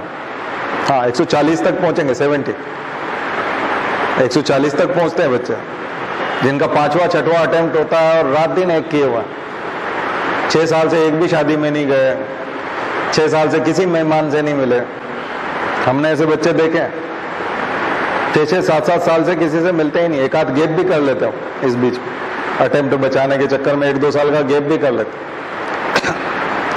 लेकिन पहली बार में ही मेंस दे दिया था, प्री भी निकल गया था, मेंस भी दे दिया था, लेकिन मेंस की एबिलिटी डेवलप ही नहीं कर पाया, तो हर साल फेल हो जाते थे मेंस, लिखना ही नहीं आता। तो मेंस में बाहर, एक आध बार इंटरव्यू दिया उसमें बाहर। तो प्रीलिम्स के मास्टर हो जाते हैं ऐसे लोग, वो 148 तक भी ले आते, 150 पहुंच जाते, 75 क्वेश्चन तक ठीक कर लेते हैं, क्योंकि मास्टर हो गए। और धड़ाधड़ जाके करते हैं, मुश्किल से 92, 95 के आसपास अटेम्प्ट करते हैं, और ये लो 75 ठीक। हाँ, ऐसे हैं, धुरंधर है, और इतने सालों से कर रहे हैं कि आदत हो गई, और रात दिन यही करते हैं। ऐसे लोगों के लिए हम, उनकी जो मदर फादर, वो चूंकि बड़े ऑफिसर थे, तो हमारी ड्यूटी लगती थी कि आप इनके लिए किताबें निकालने के लिए आ जाएं, कि इस महीने क्या क्या पढ़ लेंगे, क्योंकि इतनी किताबें हैं कि किताबें बहुत मंगाते हैं। मदर एसी सेट करके जाती हैं, एसी बंद करने का लिए भी मदर ने अपना अलार्म टाइप बना रखा है कि 1 घंटे बाद एसी बंद करना है, वो ध्यान नहीं रखेगा, वो बस पढ़ता रहेगा। फिर मदर आएंगी, फिर एसी को 24 करके चले जाएंगे, कभी 26 करके चलेंगे, कभी ऑफ करके चले जाएंगे। वो ध्यान रखेंगे कि कमरे का टेम्परेचर इसको कितना सूट करता है और कितना रहना चाहिए। वो खुद नहीं करता, यानी रिमोट तक नहीं उठाता, और 16-16 घंटे रोज पढ़े जा रहा है, रोज की आदत बन गई है। 6 साल हो गए। तो ऐसे लोगों के तो 148, 150 ठीक होने लग जाएंगे। हम ऐसे बैठ जाएंगे 6 महीना तो हमारे भी हो जाएंगे 16-16 घंटा। हमारी 10, 11, 12 घंटे की पढ़ाई रहती है, क्योंकि जॉब करना नहीं है, नौकरी लगानी नहीं है, बच्चों को पढ़ाना है, तो इसलिए 10, 11 घंटे तो हम भी पढ़ते हैं। पढ़ाई में ही रहते हैं, पढ़ाई के सिवा और कुछ नहीं करते। चाहे टेस्ट पेपर बना रहे हो, चाहे कॉपी चेक कर रहे हो, तब भी पढ़ ही रहे हैं, पढ़ा रहे हैं तब भी पढ़ रहे हैं। तो 12 घंटे तो इस प्रोसेस में हम अभी भी रहते हैं। तो पिछले 26 साल से 12 घंटे हम लगातार, एवरेज निकालोगे 26 सालों का तो 12 घंटे निकलेगा, 12 घंटे पर डे आराम से, सामान्य बात। तो आप लोग तो इस साल एग्जाम देने वाले हैं, तो आपके लिए तो और ज्यादा होना चाहिए, आपको तो करना ही चाहिए। तो हमने ऐसे बच्चों को गाइड किया है जो आपकी इच्छा होती तरबूज खाने की, तो आप बहुत सारे तरबूज खा जाते वाटरमेलन। उनको एक कटोरी में 5 पीस दिए जाते हैं। आपको पापड़ खाने की इच्छा है तो उसको आधा पापड़ दिया जाता है, आप हो सकता है 2 पापड़ खा जाते, उनको आधा दिया जाता है। तो ये इतना नपा तुला होता है उसकी जिंदगी, बहुत ही नपी तुली, और वो बहुत अच्छे से स्ट्रिक्टली तैयारी कर रहा होता है, और सब कुछ उनके मदर फादर को पूरा सिलेबस रखा हुआ है कि पिछले साल तो ये वाला सेक्शन तुम्हारा अच्छा हो गया था, बजट और इकोनॉमिक सर्वे बहुत ज्यादा पड़ा था, उसके नोट्स 20-20 पेज के थे, इस बार तुम्हारे 15 पेज के ही हैं। ये सब चीजें बहुत गहराई तक जानते हैं मदर फादर भी, और नोट्स को वॉच करते हैं, और जिस क्षेत्र में उसके गाइडेंस की जरूरत होती है वहां तक प्रिसाइज गाइडेंस भी दिलवाते हैं।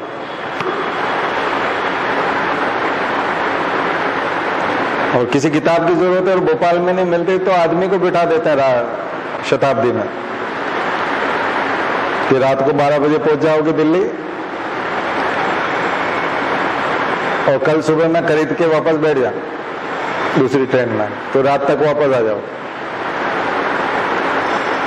और ये लिस्ट पकड़ा देते हैं, ये ले आओ दिल्ली से जाकर। तो IAS होते हैं तो डिप्टी कलेक्टर को भेज देते हैं कि जाके ये ले आओ, वो ले आता है दूसरे दिन। मैं इसलिए बता रहा हूं कि इतनी सुविधाओं में भी लोग तैयारी कर रहे हैं, और एक तरफ आप जिन भी परिस्थितियों में तैयारी कर रहे होंगे वहां कर रहे हो, तो आपका कंपटीशन उन लोगों से तो है ना, कंपटीशन तो है। कंपटीशन में शत्रु की पहचान होना बहुत जरूरी है। वो शत्रु नहीं बोलते, उसको हम प्रतियोगी बोलते हैं। समाजशास्त्र बोलता है कि संघर्ष और प्रतियोगिता में यही अंतर है कि संघर्ष में आप शत्रु को सामने से देखते हो, उसको हम शत्रु कहते हैं, और वो सामने दिखता भी है, और वो लड़ने के लिए क्या क्या लेके आया वो आपको दिखता है कि उसके हाथ में ये है। प्रतियोगी कहाँ बैठा हुआ है, कितनी तैयारी कर रहा है, आपको पता ही नहीं चलता। तो मैंने एक दृश्य प्रस्तुत किया कि प्रतियोगी ऐसा भी है जिसको ये सुविधाएं मिल रही हैं और उसके लिए इतने लोग चिंता कर रहे हैं, और हमारे जैसे टीचर को घर बुलाने में कामयाब हो जाते हैं क्योंकि बहुत पावरफुल पोस्ट पे हैं, तो प्रभाव है उनका। पुराने जमाने में बॉस रहे थे हमारे, तो उनकी बात माननी पड़ती है। बॉस इज ऑलवेज बॉस, वो जाता नहीं, वो हमेशा रहेगा। तो इसलिए वो करना पड़ता है, तो नजदीक से देखने को मिलता है। और ऐसे स्टूडेंट जो कंपटीशन की तैयारी कर रहे हैं उनके सामने आपको भी टिकना है, तो सबसे पहले तो मिनिमम वाला लेवल बना के रखो, फिर मैक्सिमम की तरफ धीरे धीरे ले जाना। तो ऐसे बच्चे जब रिजल्ट पूछते हैं उनका कि आपका तो 6वां अटेम्प्ट था और 8 साल हो गए तैयारी करते करते, प्रीलिम्स में कितने टिक हुए? प्रीलिम्स तो बोले निकल जाएगा, प्रीलिम्स तो हर साल ही निकालते हैं, और 140 तो आ ही जाएंगे, कट ऑफ तो 100 ही है। तो ऐसे बच्चों के आते भी हैं, लेकिन गिने चुने 10-12, पूरे भारत में 15 होंगे, ज्यादा नहीं। सबसे ज्यादा संख्या तो होगी 100 से 110 के बीच वालों की, सबसे ज्यादा संख्या। 100 तो कट ऑफ ही है, तो कट ऑफ के नजदीक सबसे ज्यादा संख्या होती है। कुछ 100 के ऊपर बहुत सारी संख्या होती है, तो 100 वाले जितने भी हैं सबको ले लेते हैं अंदर। कई बार बोलते हैं कि 15 गुना लेते हैं, नहीं 12 गुना लेते हैं, लेकिन 15 गुना तक भी ले सकते हैं, क्योंकि लास्ट में 100 जितने भी बच्चों के होंगे उन सबको ले लिया जाएगा। 100 मार्क्स जिसके भी होंगे उन सबको ले लिया जाएगा, चाहे वो 1000 ही क्यों ना हो। 1000 लोगों के 100 है तो 1000 को लेना पड़ेगा। किसको बाहर करोगे, किस आधार पे करोगे, आ गया समझ? इसलिए वो संख्या बदल जाती है। आपने तो 15 ही गुना किए थे, इसमें तो 16 गुना दिख रहे हैं, तो इसलिए दिख रहे हैं। बात समझ में आ गई ना? तो मैंने बहुत बारीकियां आपको बताई एग्जाम की। दरअसल हम लोग केवल इसके सिलेबस के ही जानकार नहीं है, हम इस एग्जाम के भी जानकार हैं कि एग्जाम होती क्या है, आखिर इस एग्जाम की नब्ज क्या है, इसकी पूरी केमिस्ट्री क्या है, उसका पूरा स्ट्रक्चर पता है, उसकी डिमांड क्या है ये भी पता है। क्योंकि पता नहीं होगा तो डिमांड कैसे पता चलेगी। तो बहुत डीप में इस एग्जाम को जानते हैं हम लोग, बहुत पढ़ा है, बहुत सोचा है इसके बारे में, बहुत एनालिसिस किया है। हमने पढ़ाई से ज्यादा इन चीजों पे फोकस दिया था पढ़ने के दौरान। जब हम परीक्षा दे रहे थे तो एनालिसिस करते थे, विश्लेषण बहुत करते थे। उसका नतीजा यह रहा कि हम लोग शिक्षक बन पाए, और शिक्षक बनने के लिए बहुत जरूरी है, केवल विषय का ज्ञान होने से बात नहीं चलेगी, एग्जाम का भी ज्ञान होना चाहिए, परीक्षा का भी ज्ञान होना चाहिए कि परीक्षा मांगती क्या है, उसकी डिमांड क्या है। तो परीक्षा कमिटमेंट मांगती है, कॉन्फिडेंस मांगती है, डिक्लेरेशन मांगती है, घोषणा मांगती है,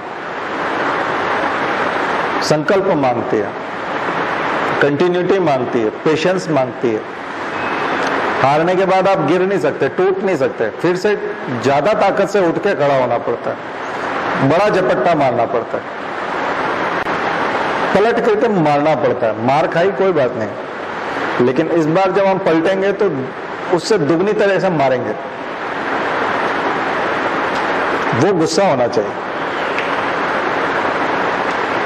तो जिसमें वो गुस्सा होता है वो निकाल ले जाता है। तो ये गुस्से की परीक्षा है, कमिटमेंट की परीक्षा, पलट के मारने की परीक्षा। धोखा खा जाना, गिर जाना, हार जाना, असफल हो जाना, ये तो एक कॉमन एक प्रक्रिया का हिस्सा है कि आप बाहर हो जाते हो प्रक्रिया से, ये तो उसी का पार्ट है, एग्जाम का ही पार्ट है। इस बार नहीं हो पाया, उसका पार्ट है, लेकिन अगली बार किसी भी कीमत पे होगा, ये उसका ही हिस्सा होना चाहिए। उन कमियों को दूर करना है, उस पर काम करना है। आईपीएल चल रहे हैं, क्रिकेट का वर्ल्ड कप होता है, आप देखते हो कि वो एक एक सेक्टर पे काम करते। हमारी फील्डिंग खराब रही थी, हमारी बैटिंग खराब रही थी, बॉलिंग खराब थी, तो जिस भी सेक्शन में कमजोर थे उस सेक्शन पे काम करते, फिर पलट करके जाते, और कई बार निकल करके आते हैं और बहुत बुरी टीम भी बहुत अच्छी टीम बन के जब टूर्नामेंट खत्म हो रहा होता है तब तक बहुत एकदम कमाल की टीम बन जाती है, जबकि शुरू में स्ट्रगल कर रही थी, उसने अपने कमियों पे काम किया। तो प्रीलिम्स की स्ट्रेटजी बनाई है और घेरिए उसकी, एनसर्कलिंग कीजिए, उसकी घेराव कीजिए। बड़ा विशाल सिलेबस है, बहुत बहुत तरह के प्रश्न आ सकते हैं। प्रेडिक्ट करना सीखे, क्वेश्चंस को प्रेडिक्ट करना सीखे। बहुत सारे इंपॉर्टेंट प्रश्न जो हैं वो साफ साफ आपको दिखेंगे। असंभव सी चीजें जो मनुष्य नहीं कर सकता वो कभी प्रश्न नहीं आते, ध्यान रखें। हमेशा ऐसे प्रश्न आते हैं जो मनुष्य के हाथ में है, लोगों के हाथ में, जनता के हाथ में, और जनता संकल्प लेके उसको हल कर सकती है, ऐसे प्रश्न आते हैं। मिशन, स्कीम और ऐसे प्रोग्राम जो उन चीजों को बदल सकते हैं, वो प्रश्न आते हैं। तो आप समझ सकते हो। सूर्य के ऊपर कोई बहुत बड़े प्रोजेक्ट, स्टडी के प्रोजेक्ट होंगे, सूर्य की गर्मी को कम ज्यादा कर देंगे, इस तरह के कोई प्रोजेक्ट नहीं होता। तो उसकी बहुत ज्यादा सूर्य की गर्मी और उसके कोरोना का तापक्रम और उसका हेलोस्फीयर का तापक्रम या उसकी सूर्य की सतह का तापक्रम, उसकी जानकारी भर, क्योंकि स्टडी का हिस्सा है। लेकिन उसके बहुत गहराई वाले प्रश्न नहीं मिलेंगे, क्योंकि आप कुछ कर नहीं सकते वहां। आम आदमी के आप कलेक्टिव रहते रहते कोई डिसीजन लेके सूर्य में कोई बदलाव नहीं कर सकते, इसलिए उन प्रश्नों का कोई मतलब नहीं है। इसलिए आएगा अल्गल ब्लूम, हाइड्रेंट की समस्या, जलकुंभी की समस्या, बड़े तालाब में जलकुंभी की समस्या, हाइसिंथ। तो जो जलकुंभी हो जाती है और एक तरह से यूट्रोफिकेशन हो जाता है, तो पूरा हरा हरा तालाब हो जाता है। हार्वेस्टर मशीनें लाके और वहां इस प्रकार की टेक्नोलॉजी से उसको निकाला जा सकता है। नगर निगम को बताया जा सकता है कि आप ऐसी मशीनें ले आओ, तो लोग ला रहे हैं और कर रहे हैं अपने अपने यहाँ तालाबों की सफाई, बहुत जरूरी है। तो वाटर बॉडीज को साफ सुथरा रखना, इसलिए आपके प्रश्न उसके ऊपर ज्यादा है, सूर्य के से ज्यादा क्वेश्चन इसके, ये इंपॉर्टेंट हिस्सा है। तो अब सिलेबस तो सिलेक्ट करना आपको आ गया होगा।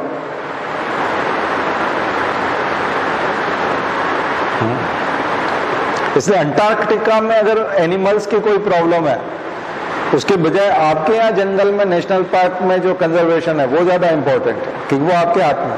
अंटार्कटिका में अलग चीज है, वो पूरी दुनिया के सामूहिक नेतृत्व का मामला है। अलग अलग देश अलग अलग जो है अभियान भेजते हैं, दल जाते हैं, उनके डेलीगेशन जाते हैं, तो वो उतना इंपॉर्टेंट प्रश्न नहीं रहता। लेकिन यूनिक इंडिया ने अगर कहीं पार्टिसिपेट किया तो वो इस साल आपका क्वेश्चन हो जाता, क्योंकि आपके शहर में कोई व्यक्ति उसमें इंटरेस्टेड हो और उस दल में जाने लायक हो, तो आप उसको मैनेज कर सकते हो, उसके जाने की व्यवस्था कर सकते हो। तो ये कलेक्टर की जिम्मेदारी में आता है, इसलिए वहां क्वेश्चन बन जाएगा। तो इंपॉर्टेंट निकालना आ गया कि नहीं? इसलिए करंट अफेयर्स में से और वहां से प्रश्न कैसे निकालते हैं और कौन सा प्रश्न एकदम दिल को छूता है और लगने लगता है कि ये प्रश्न आ सकता है, और फिर वो आ भी जाता है। उनमें से अगर 30-40 आ गए तो आप तो गेम हो जाएगा, बस हो गया सिलेक्शन, उसी से तो 60 पहुंचोगे आप। जो मैं बता रहा था कि ऐसे बच्चे जो 140 नंबर लाते हैं, उनके 50 क्वेश्चन तो ऐसे ही ठीक हो जाते हैं, एकदम से ही ठीक हो जाते हैं। 40 तो हो ही जाते हैं। हम लोग 30 की 25 की बात कर रहे थे, 40 हो जाते हैं। ये है। तो अब आपको थोड़ा थोड़ा मुझे लगता है, देखिए जो लोग नहीं ला पा रहे हैं उनको भी रास्ता मिला होगा कि कैसे लाएंगे, और जिनके आ रहे हैं वो अपना कॉन्फिडेंस बढ़ाएं और ज्यादा से ज्यादा तुक्का लगाना सीखें। यही कहेंगे कि तुक्का लगाना सीखें, ठीक है। तो मॉडर्न हिस्ट्री का होमवर्क लिख लीजिए।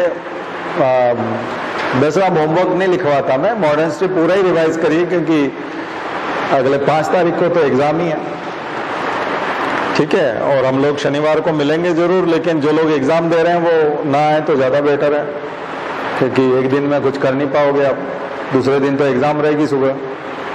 तो वही लोग आए उस दिन जो एग्जाम नहीं दे रहे हैं, और हम उनको बताएंगे तो एग्जाम के और उसी के बारे में, क्योंकि यूट्यूब पे जाता है तो कुछ लोग सुबह में देख सकते हैं कुछ काम की चीजें।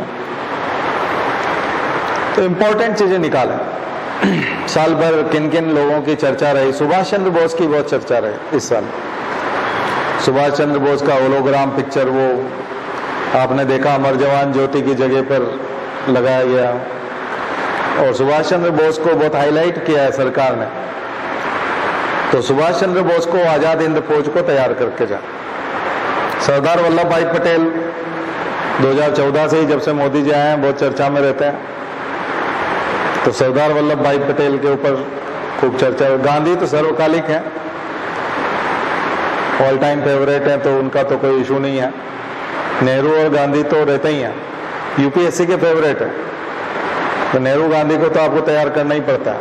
इस बार सावरकर की भी खूब चर्चा हुई, साल भर हुई, आलोचना और तारीफ और वो सब चलता रहा, तो सावरकर पे भी प्रश्न हो सकता है। फिर 1919 से लेकर के 1922-23 तक जो घटनाएं हुई, जिनके 100 साल मनाए जा रहे हैं, उसकी भी चर्चा हुई। अमृत क्रांति, अमृत महोत्सव, तो 1947 की खूब चर्चा है, तो 45 से 47 के ऊपर भी क्वेश्चन, संविधान सभा, तिरंगा, भारत का संविधान, भारत का स्वतंत्रता अधिनियम, ये सब इंपॉर्टेंट हिस्सा है।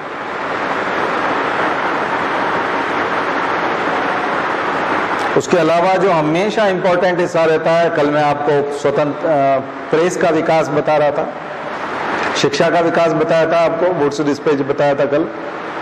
तो शिक्षा का विकास, स्वतंत्रता संघर्ष के दौरान शिक्षा का विकास, स्वतंत्रता संघर्ष के दौरान प्रेस का विकास,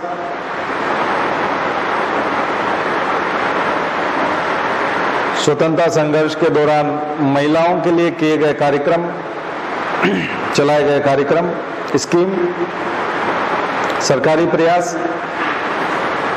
चाहे वो वोटिंग राइट से मतलब हो, चाहे विवाह की उम्र का हो या शिक्षा का हो, महिलाओं की शिक्षा का हो,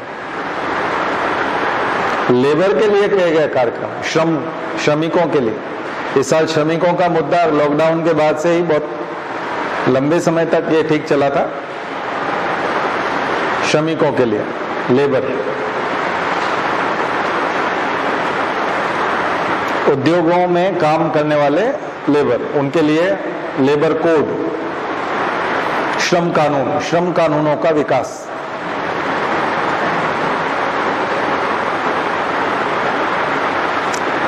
स्वतंत्रता संघर्ष के दौरान बैंकिंग का विकास, बहुत इंपॉर्टेंट सेक्टर है बैंकिंग।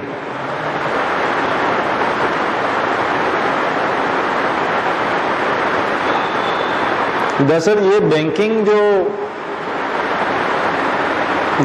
व्यवसाय है या व्यापार है, ये एक नए तरह का व्यापार था।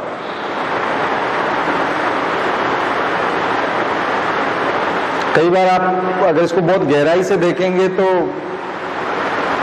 ये जो व्यापार है, इसमें उसकी खुद की पूंजी उतनी मायने नहीं रखती, खुद की पूंजी होती भी नहीं है देखा जाए तो। लोगों का पैसा होता है और बहुत सारे लोगों से पैसा कलेक्ट कर लिया जाता है और उन्हीं के पैसे को उधार दिया जाता है और उस पर ब्याज कमाया जाता है, और जिसने जमा कराया उसको कम ब्याज दिया जाता है, जमा कराने वाले को कम ब्याज देते, 1-2%, 3%। अभी होता है ना, आप सेविंग अकाउंट खुलवाते हो तो कितना ब्याज मिलता है? अब सेविंग अकाउंट में आपके 10 लाख रुपए पड़े हो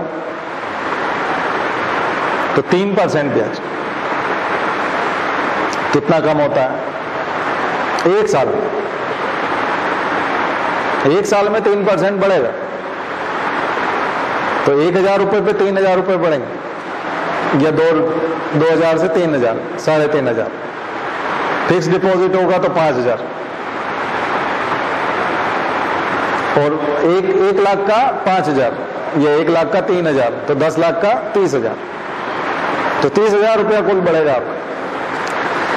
उस पैसे को बैंक ने 10 लाख रुपए का लोन दे दिया किसी को, और 8%, 10% का ब्याज ले लिया,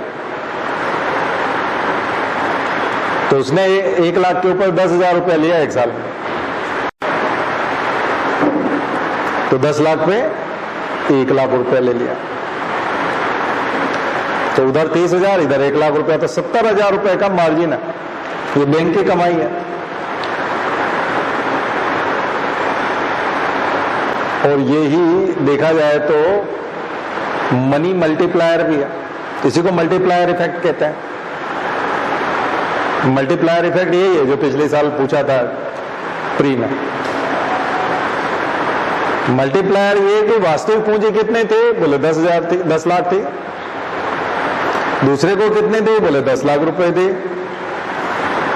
तो बैंक तो उसको कितना दिया? बोले जिससे 10 लाख लिए थे उसको 30,000 दे दिया। तो ये जो 1 लाख रुपया ब्याज कमाया गया है, तो 10 लाख लिए थे और 10 लाख दिए थे, तो पूंजी तो दरअसल आरबीआई ने जो नोट छापे वो तो 10,000 रुपए छापे थे, 10 लाख छापे थे, और 10 लाख के आपने उसको अवेलेबल कराया। पर ये तो मामला 11 लाख हो गया क्योंकि ब्याज लिया, और 11 लाख हुआ, उसमें से 30,000 आपने उसको लौटा दिया जिससे जमा कराया था, और 70,000 आपके पास बच गए। अब इस 70,000 में से मान लिया जाए आप 50,000 फिर से लोन दे देते हो, 20,000 में आपने अपना बिजली का बिल भर दिया, बैंक ने अपना इंटरनेट का खर्चा निकाल लिया, कागज का खर्चा निकाल लिया, लोगों को सैलरी दे दी, ऐसे बहुत सारे लोगों के पैसे इकट्ठे होंगे ना उससे।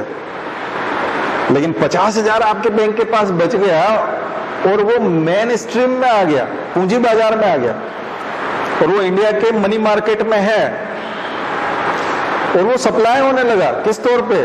कर्जे के तौर पे। अब आपने उसको कर्जा दे दिया। एक आदमी आया, मुझे तो छोटा लोन चाहिए 50,000 का, और आपने वो लोन दे दिया, और उसके ऊपर फिर आपने पैसा कमा लिया, तो मल्टीप्लाई हो गया, जबकि वो ओरिजिनल तो था नहीं, इनपुट में तो कभी था ही नहीं वो, जबकि आउटपुट में तो वो दिखता है। इसी को बोलते हैं मल्टीप्लायर इफेक्ट। और ये एक उदाहरण है, ऐसे ढेरों लोगों के करोड़ों रुपए हैं।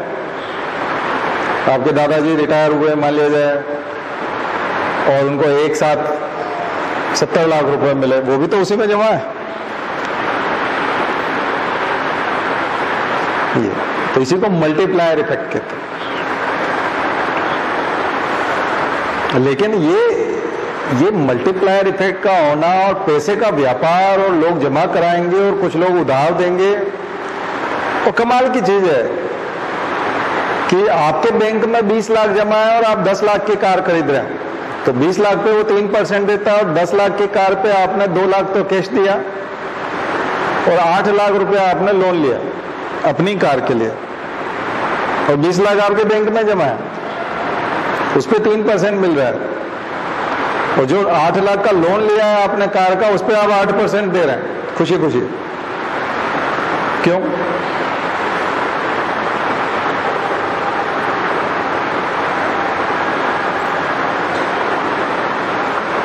कोई बता सकता है? भाई कितना क्लियर है, 10 लाख की कार है, 2 लाख आपने दिया उनको, कार वाले को, बाकी 8 लाख का लोन ले लिया। नहीं, इंटरेस्ट तो 7% है, 8%, 10%, 12 भी हो सकता है, अलग अलग बैंक का अलग अलग रहता है।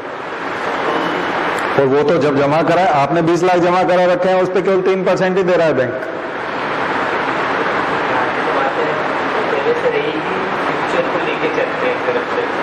हाँ,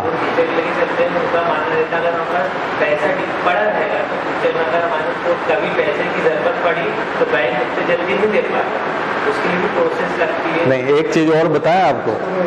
हाँ, नहीं किस्त में, लेकिन कुल मिला के तो लॉस जा रहा है ना। केवल अब आप 8 लाख का कर्जा लिया तो आप 15 लाख चुकाओगे ना, या 14 लाख चुकाओगे ब्याज से ही जब चुकाओगे, तो ज्यादा पैसा दोगे ना उसको, जबकि आपके पास तो पैसा पड़ा हुआ था। तो आप 14 लाख क्यों दोगे 8 के, या 12 भी दोगे तो 12 क्यों दोगे? 4 लाख ज्यादा देना पड़ेंगे आपको 5 साल में, 7 साल में। अरे भाई, आपने के 20 लाख जो जमा करके रखा है वो टैक्स दिया हुआ पैसा है, आपने टैक्स कटवा रखा है, सरकारी सिस्टम मजबूर करता है। अभी आप सीधा 10 लाख में कार खरीद लोगे तो 10 लाख इनकम बतानी पड़ेगी, या बचत को वहां खर्च कर दोगे तो इसके ऊपर तो 30% के हिसाब से टैक्स हो जाएगा, अगर जो सबसे बड़ी स्लैब के हिसाब से बात करें तो 10 लाख के ऊपर 10 लाख के ऊपर 3 लाख रुपया तो टैक्स दिया हुआ है ना, देखा जाए तो 20 लाख जो जमा है उस पर तो 6 लाख टैक्स दे चुके हो ना आप सरकार को, वो पैसा बचा हुआ है। और मान लीजिए आप बाहर से इस 20 लाख को हाथ नहीं लगाते और बाहर से 10 लाख देते हो, तो गवर्नमेंट पूछेगी ये कहां से आया, तो उस पर 3 लाख टैक्स देना पड़ेगा, तो 7 लाख ही होगा वो। अब आ रहा समझ में? सरकार का टैक्स सिस्टम मजबूर करता है हमको कि हम बैंकिंग में जाएं उस व्यापार में जाएं, उस व्यापार का हिस्सा बने। अब आ रहा समझ? इसलिए अगर किसी के पास अभी 40 लाख घर पे रखे हो और वो सोचे मैं ऑडी कार ले आऊं, ला सकता है। 1,99,000 रुपए वो कैश ले लेगा आपसे। वो बोलेगा 1,99,000 आप मुझे कैश दे दो बस, इससे ज्यादा मैं कैश नहीं ले सकता।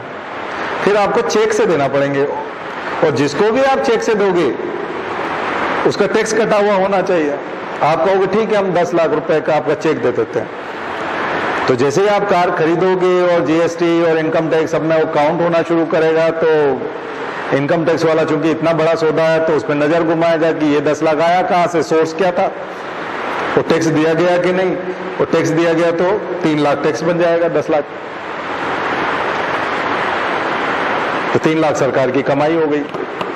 एक फिर आप पूरा तो वो लेगा नहीं चेक से भी नहीं लेगा पूरा का पूरा, चेक से लेगा पूरा 40 भी ले लेगा वो आपका पूरा, लेकिन आपका टैक्स कितना हो जाएगा? 12 लाख टैक्स हो जाएगा। आपके पास 52,000 रुपए होने चाहिए, तब आप बैंक में डालो तो आप 40 लाख की कार, 52 लाख रुपया होना चाहिए आपको, और 52 लाख का सोर्स पता होना चाहिए। और अगर वो आपकी इनकम है एनुअल इनकम, तो फिर हर साल 52 लाख की इनकम होनी चाहिए, तो हर साल आपको 12 लाख देना है। अगले साल अगर आपने केवल 10 लाख टैक्स दिया तो भी छापा हो सकता है, जुर्माने लग सकते हैं कि इनकम कम कैसे हो गई। मतलब कुल मिलाकर के मामला हमेशा की तो घंटी बांध ली आपने कार खरीदने में।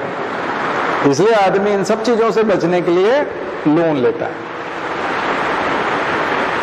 2 लाख रुपए कैश दे दिया, 4, 5, 7, 8 लाख रुपए जैसे तैसे अरेंज करके टैक्स वैक्स दे के चेक मार दिया, बाकी बैंक को कह दिया कि तुम मुझे 30 लाख का लोन दे दो,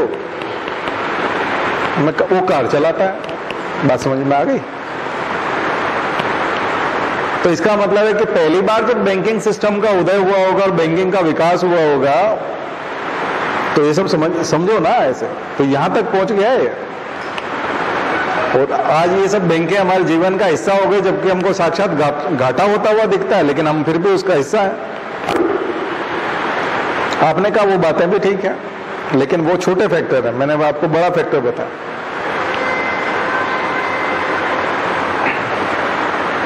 इसलिए बैंकिंग का विकास उस समय में सोचना और पैसे का व्यापार करना, पैसे को जमा करना और पैसे को एक तरह से किराए पे देना और फिर उस पर पैसा कमाना, किराया कमाना, ये किराया कमाना ही तो हुआ। ये जिस भी आदमी के दिमाग के ऊपर थी और जिसने भी ये सब सोचा था, वो बार्टर एक्सचेंज से वहां से निकल के ना, वस्तु विनिमय होता था, वहां से निकल करके हम यहाँ पहुंचे कि हम पैसे का मल्टीप्लायर इफेक्ट भी करने लगे, हम पैसे का व्यापार भी करने लगे, और आज एक बहुत बड़ा सेक्टर है और ढेरों लोगों को नौकरियां हैं उस सेक्टर में। बैंकिंग सेक्टर में कितना लोगों की नौकरियां? अगर मात्र इस सेक्टर का विकास नहीं किया गया होता तो हम लोग कितने पिछड़े होते। आया समझ? ये है असली में तो कोलेट्रल रखे जाते हैं, तो असली में तो उस जमीन की कोई वैल्यू नहीं है ना, उस कंट्री के लिए तो कुछ भी नहीं है, भारत सरकार के लिए तो कुछ भी नहीं है। वो तो जमीन छीन भी सकते हैं, बिना 1 रुपया दिए भी छीन सकते हैं। हम बोलते हैं कि 10 करोड़ की जमीन है और उसको कोलेट्रल के तौर पे वहां रख देते हैं कि हमारा प्लॉट तुम्हारे इसमें गिरवी रहेगा। असली में तो उसका कोई मूल्य नहीं ना, असली में थोड़ी उसका कोई मूल्य।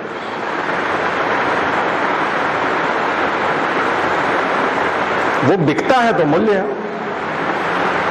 तो इसलिए जमीनों का और रियल एस्टेट का कभी मूल्य नहीं होगा, कभी भी मूल्य नहीं आएगा। अब यूक्रेन में जमीन का कोई मूल्य है क्या? धुआं निकल रहा है ना पूरे यूक्रेन का, तो जो प्लॉट 1 करोड़ का होगा वो 1 करोड़ का है क्या? वो तो युद्ध होते ही परिस्थिति बदल गई, यूक्रेन की जमीन का कोई वैल्यू नहीं है, ध्वस्त हो गया ना वो सब। तो ये डिपेंड करता है देश काल परिस्थिति के ऊपर। तो जो कोलेटरल्स होते हैं वो, तो मैं इकोनॉमी नहीं पढ़ा रहा आपको, लेकिन एक बता रहा हूं कि ये काल्पनिक अवस्था है, जमीन की कीमतें काल्पनिक अवस्था है, ये डिमांड एंड सप्लाई पे डिपेंड करती है। डिमांड ज्यादा है तो वो एकदम प्राइस बढ़ा देता है। सप्लाई कम है, डिमांड ज्यादा है, प्राइस बढ़ा देता है। किसी दिन डिमांड ही खत्म हो गई तो बात ही खत्म हो जाएगी। सप्लाई बहुत हो जाएगी, डिमांड खत्म हो गई, डिमांड करते ही नहीं है।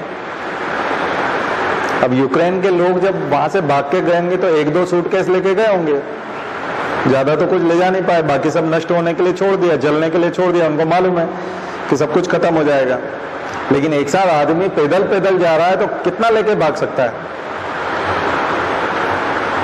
तो नए शहर में जहां कहीं वहां पे उनका मान लीजिए 6 कमरे का या 15 कमरे का मकान होगा यूक्रेन में, लेकिन जब वो जर्मनी में पहुंचे या और किसी कंट्री में पहुंचे, तब मोल्डोवा में या कहीं पे भी वो गए, तो वहां तो एक 1 BHK में भी काम हो गया होगा उनका,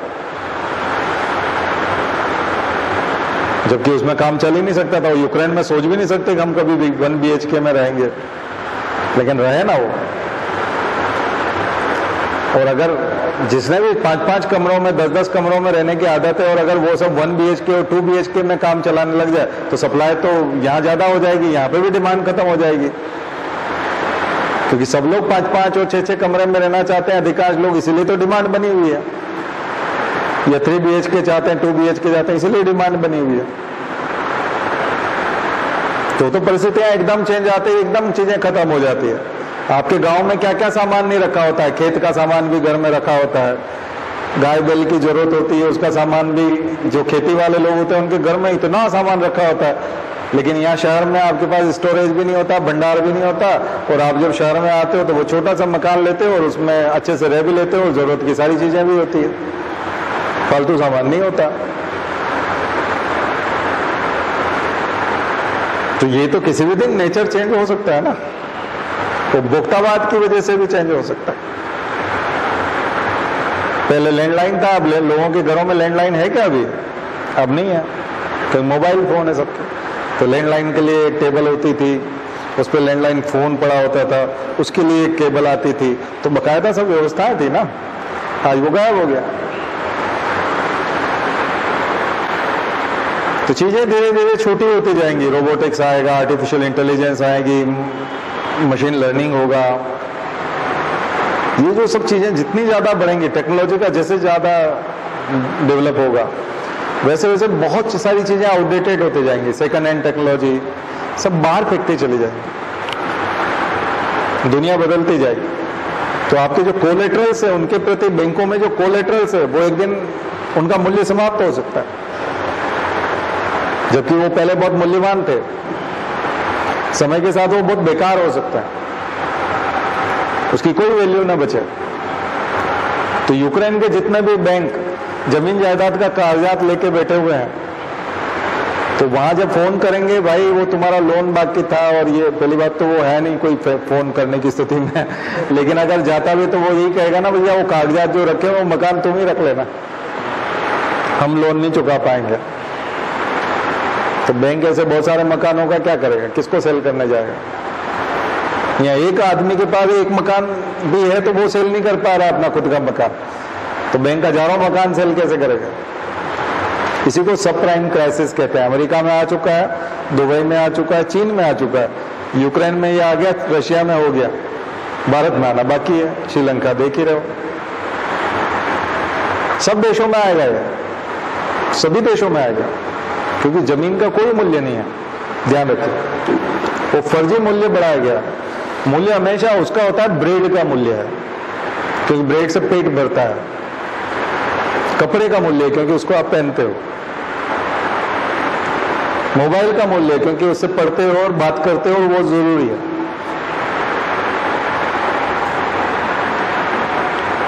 जमीन अपार है, बहुत लंबी। हाँ, जमीन ऐसी जगह पे जहां सिंगापुर है, हांगकांग है, मुंबई है, टापू है, फैल नहीं सकते। मुंबई में चारों तरफ समुद्र आ गया, उधर आप फैल नहीं सकते। तो जो जगह रहने लायक बची है उसी में आप फैल सकते हो। जिन भी जगहों पर फैलने की संभावना है बाहर तक रहने के लिए, एयरपोर्ट बनाने के लिए, मॉल बनाने के लिए, कोई भी खेत ले लो, भोपाल के चारों तरफ बड़े बड़े खेत खाली हैं, दूर दूर तक, इधर विदिशा तक चले जाओ, उधर सीहोर तक चले जाओ, इधर पूरा रायसेन चले जाओ, उधर वहां चले जाओ, होशंगाबाद चले, पूरा खाली। जितना बढ़ना है बढ़ते जाओ, मकान बनाना है मकान बनाते जाओ, ऑफिस बनाना है ऑफिस बनाते, एयरपोर्ट बनाना है एयरपोर्ट बना लो, कारखाने बनाने, कुछ भी जो बनाना है बना लो। आप दोनों का मन नहीं लग रहा भैया तो मत आया करो। कहाँ से आए हो तुम, क्या है?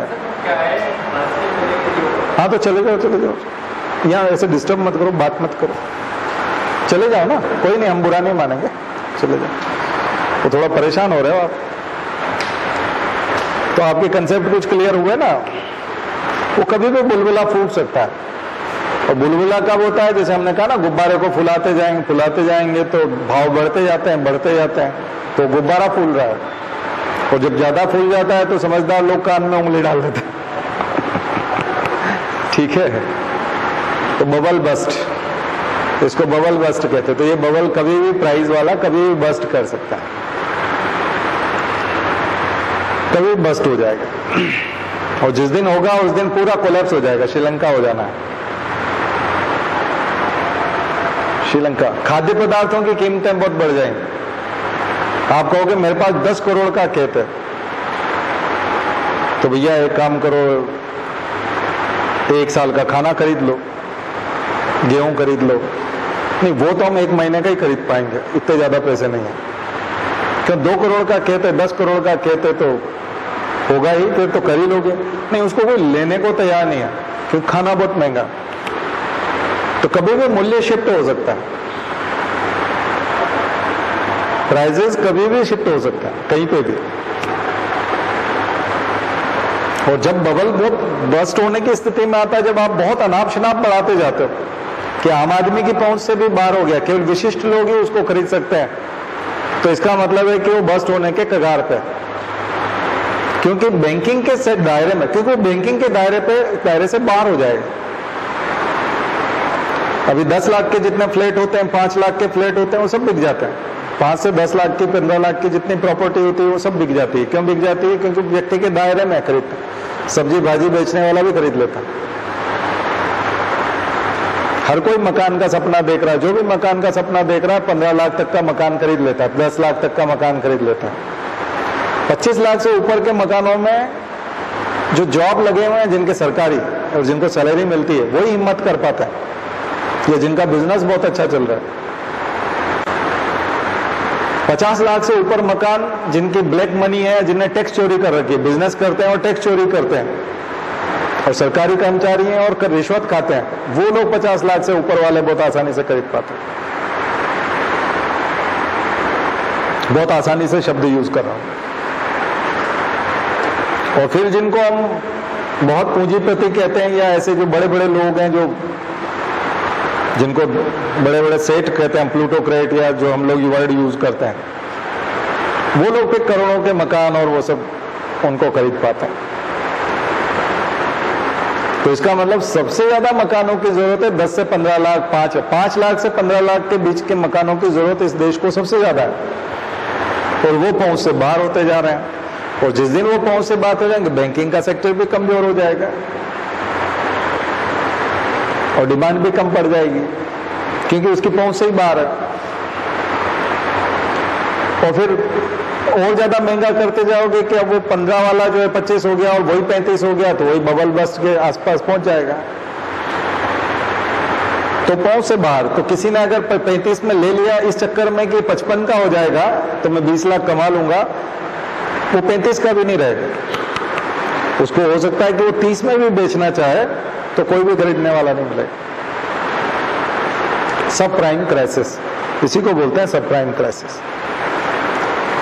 2008 में अमेरिका में आया था। अमेरिका के बैंक बोल रहे थे कि किसी के पास अगर 2000 रुपए भी हैं तो न्यूयॉर्क में मकान ले ले।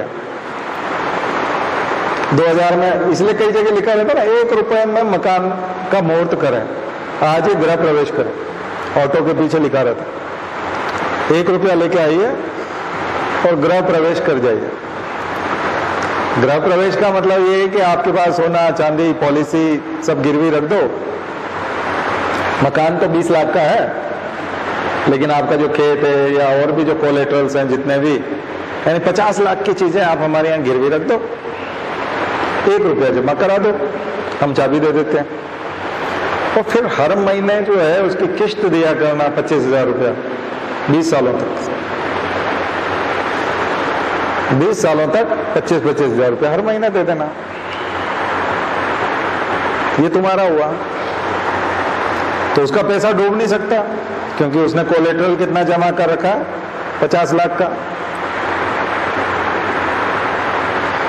और हर महीने 25 हजार रुपये उसको मिल भी जाएगा और 20 साल तक मिलता रहेगा, तो मकान बिक गया।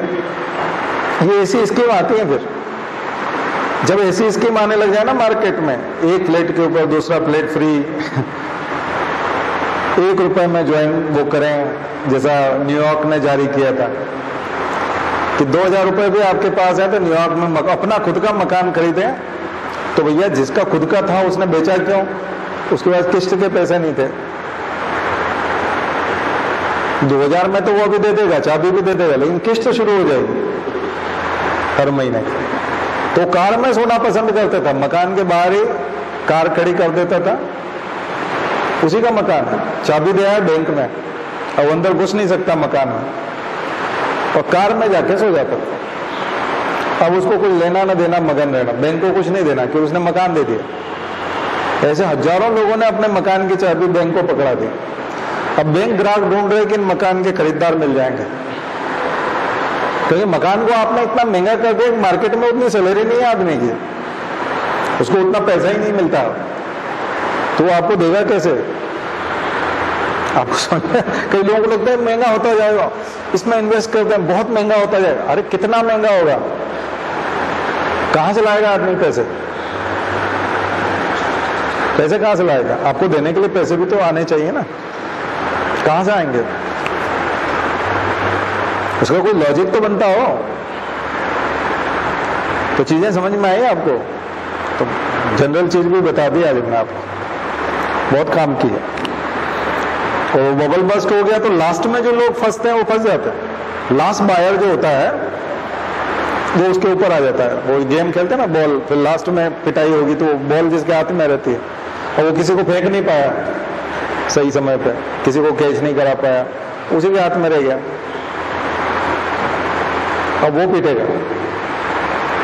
तो ये बबल बस्ट होते समय जो लास्ट बायर रहेगा, वो चेन बिजनेस में भी होता है, 3-3 का सदस्य बनाते जाओ, जो नहीं बना पाया आखिरी में उसके ऊपर, जिसने सबसे पहले बनाए थे उसको तो पैसा मिल जाता है। वैसा काम है ये मार्केट का, बैंकिंग का, और ये सरकार के द्वारा प्रायोजित है। और सरकार ने यदि आवास योजना को बढ़ा दिया कि भाई हमने ग्रामीण क्षेत्र के लोगों को दे दिया, अब स्मार्ट सिटी में हम शहरी झुग्गी वालों को मकान दे रहे हैं, तो निम्न लेवल के जितने लोग हैं या जो मिडिल क्लास में आ सकते हैं या लोअर मिडिल क्लास में आ सकते हैं, उन सबको तो आपने मकान अवेलेबल करा दिए, तो वही तो बायर होते फ्यूचर में अगले 10 साल बाद। तो वो तो आप गवर्नमेंट खत्म ही कर रही है प्रधानमंत्री आवास योजना से, उनके मकान बनते जा रहे हैं और खुद के मकान होते जा रहे हैं। तो फिर ये मिडिल क्लास जो बायर है उसने अपना मकान बना लिया है मान लीजिए, तो अब वो बायर नहीं है, तो फिर नया बायर क्रिएट कहां से होगा? और मकान की उम्र होती है 500 साल और आदमी की होती है 60-70 साल। तो जिसके बाप ने मकान बना लिया बेटा थोड़ी बनाएगा, क्योंकि उसका मान लीजिए एक ही बच्चा है, तो वो तो उसी मकान में रहेगा ना, तो 10 पीढ़ी रह लेगी ना। तो इस चीज को, इस कैलकुलेशन को कई लोग समझ नहीं पाते। और जब 2.1 हो गई रिप्रोडक्शन रेट, तो क्या हो गया? स्थिर हो गई जनसंख्या, वो आ गया। अब डिक्लाइन होना शुरू होगी 2026 से,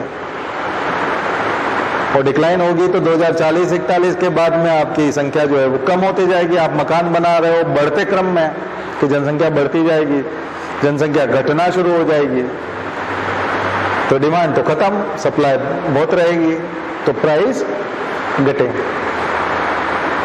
बात समझ में आ गई? बहुत बहुत काम का मैंने आपको बताया, बहुत ही काम का। तो पलायन होता जा रहा है, जैसे जैसे यहाँ राइट्स होंगे, जैसे जैसे हिंदू मुस्लिम होगा, मंदिर मस्जिद होगा, जितना ज़्यादा यहाँ तनाव रहेंगे, कर्फ्यू रहेंगे, ये रहेंगे, फ्रीडम कम होगा, पढ़ाई लिखाई रैशनैलिटी कम होगी, महिलाओं के लिए असुरक्षित होता जाएगा, लॉ एंड ऑर्डर की सिचुएशन होगी, इंटरनेट बार बार शट डाउन करेंगे,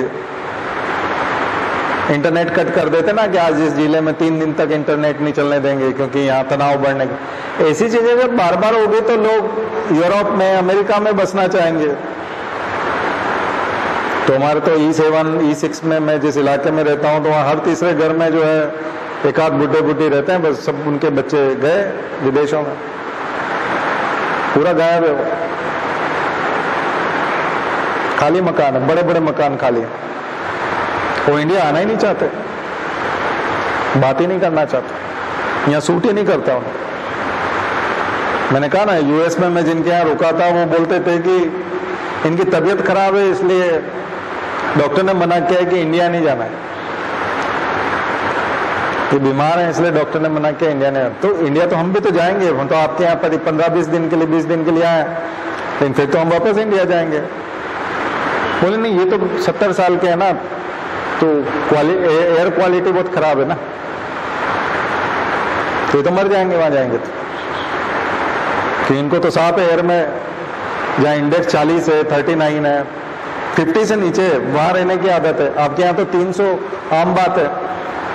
मैंने कहा हाँ हमारे यहाँ तो रहता ही है 300, 200 से तो ऊपर ही रहता है, 50 हो जाए तो हम लोग शायद ना जी पाए ज्यादा शुद्ध हवा में, क्योंकि इतना साफ साफ दिखने लगेगा कि ये क्या हो गया।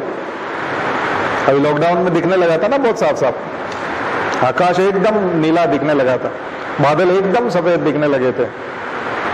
तो लॉकडाउन में बड़ा अजीब लगता था, मतलब सपना देख रहे हैं क्या। छत पे जाओ आप, कभी लॉकडाउन में गए थे कभी, तो ऐसा लगता था कि क्या मतलब ये वही दुनिया है, इतनी साफ साफ, कोई गाड़ी वाड़ी नहीं, कोई आवाज नहीं, दूर से भी कोई पक्षी की आवाज है तो वो भी आ रही है, कोई शोरगुल, कोई कहीं आ रहा नहीं जा रहा नहीं, कुछ नहीं, बस वो बर्तन बजाने वाले दिन के अलावा। तो बाकी सब तो इतना सुंदर कि, और आपकी विजिबिलिटी इतनी दूर की दूर से, मेरठ से, सहारनपुर से, हिमालय की चोटियां गंगोत्री टाइप दिख रहा था। लोग बोल रहे थे बोले बर्फीले पहाड़ वहां हिमालय में जाने के बाद नहीं दिखते, अभी आप साक्षात उनके बहुत नजदीक पहुंच जाते हो, कुछ किलोमीटर दूर रहते हो तब भी आपको नहीं दिखते। वो यहाँ 300 किलोमीटर दूर से दिख रहे थे, 250 से, ठीक है। और जंगली जानवर कंफ्यूज हो गए थे तो वो सब इधर आ गए थे, नेशनल पार्क हो गए थे। देखा था ना आपने, दुनिया बदली थी तो ये था, ऐसा बदलाव आता है दुनिया में। और ये बदली हुई दुनिया जो एक बार देख लेता है तो फिर वो यहाँ इंडिया में नहीं रहता, उसका सपना होता है मैं वहीं रहूं। तो जितना ज्यादा यहाँ की स्थितियां खराब होती जाएगी, यहाँ से लोग पलायन करते जाएंगे, जैसे यूक्रेन से कर गए, अफगानिस्तान से कर गए। उनको मालूम था तालिबान आने वाला है, तो उससे पहले कैसे आपको जवाब पहिए से लटक गया था, वो हवाई जहाज व्हील पे ही लटक गया। उसको लगा बोले किस्मत अच्छी रही तो पहुंच जाएंगे, नहीं तो नीचे गिरेंगे तो कम से कम आत्महत्या वाला दर्द नहीं रहेगा। इतनी ऊंचाई से गिरेंगे तो एकदम से मर जाएंगे, कोई गोली मारेगा तो तड़प तड़प के मरेंगे। ऊपर से गिरेंगे तो एकदम से आत्महत्या ही करना है तो फिर लटक ही जाओ। वो नौबत आ जाती है जब आप धर्म को बीच में लाते हो, जब आप लॉ एंड ऑर्डर को इस तरह से करते हो और रहने लायक नहीं बनाते और कॉन्स्टिट्यूशन से देश नहीं चलाते, तब नौबत वो आ जाती है और फिर लोग सब भागते हैं, तब जमीनों की कीमतें भी कुछ नहीं रहती हैं। तो मैंने पूरा भविष्य बता दिया आपको कि जिस दिशा की तरफ हम बहुत तेज गति से जा रहे हैं वो दिशा कितनी खतरनाक है। इसलिए कोई तनाव लेने की जरूरत नहीं है। अगर आपके पास मकान नहीं है, प्रॉपर्टी नहीं है तो परेशान होने की जरूरत नहीं। शांति रखो। अच्छी बात है कि आपके पास है। हाँ, लेकिन 2040 के बाद की चीजें बिल्कुल डिफरेंट होंगी, इस बात के लिए तैयार रहना चाहिए। 2035 के बाद, 30 के बाद ही उसके असर आपको दिखने लग जाएंगे। खास करके जो अमृतकाल जिसको 2047 बोल रहे हैं, 100 साल मनाएंगे भारत की आजादी के, तब वाकई में भारत बिल्कुल अलग होगा। आम आदमी का भारत होगा, गरीब आदमी का भारत होगा, समानता वाला, इगेलिटेरियन होगा, राइट टू इक्वालिटी, वो वाला भारत होगा। क्योंकि बहुत कुछ होने से और नहीं होने से बराबरी आ जाती है। कोरोना में आई थी ना, सब बराबर थे, आसपास लेटे हुए थे। बहुत बड़ा फैक्ट्री का मालिक भी पास में ही लेटा हुआ था और स्ट्रगल कर रहा था सिलेंडर के लिए, और पास में उसका चपरासी या ड्राइवर है या झुग्गी में रहने वाला है तो वो भी उसके पास लेट करके, और दोनों ही सरकारी अस्पताल में थे, और दोनों के वेंटिलेटर खराब थे, और जो डॉक्टर बार बार आता था उसको चलाना नहीं आता था। कितना डर लगता होगा कि उसको चलाना नहीं, वो आके बोलता होगा इसको मैंने चालू किया था पर हो नहीं रहा है अच्छा ये वाला भी खराब है, ये भी खराब है, और उसके बाद वो 1 घंटे तक नहीं आया। उस मरीज का क्या होगा जिसने ये सब सुना? उसको लगा होगा नहीं, सरकारी सिस्टम तो बहुत अच्छा होना चाहिए, इगैलिटेरियन होना चाहिए, गरीब के लिए भी सारी सुविधाएं होनी चाहिए, और अस्पताल में तो करप्शन बिल्कुल नहीं होना चाहिए, और चिकित्सा मंत्री को तो बिल्कुल टांग देना चाहिए सूली पे अगर वो करप्शन करे, हेल्थ मिनिस्टर। तो हेल्थ का काम तो योग्य व्यक्ति के हाथ में होना चाहिए। सीएम बहुत समझदार आदमी को बनाना चाहिए इतना विचार चला होगा, बस ये कि सारे विचार जल गए शमशानों में और कब्रिस्तानों में गड़ गए। ये सब विचार बाहर आने थे, ये अनुभव बाहर आने थे। ये हमारा दुर्भाग्य है कि ये सब अनुभव खत्म हो गए। ये कई जनरेशन तक कहानियों के रूप में लिखे जाने थे, तब जाके बदलाव आता।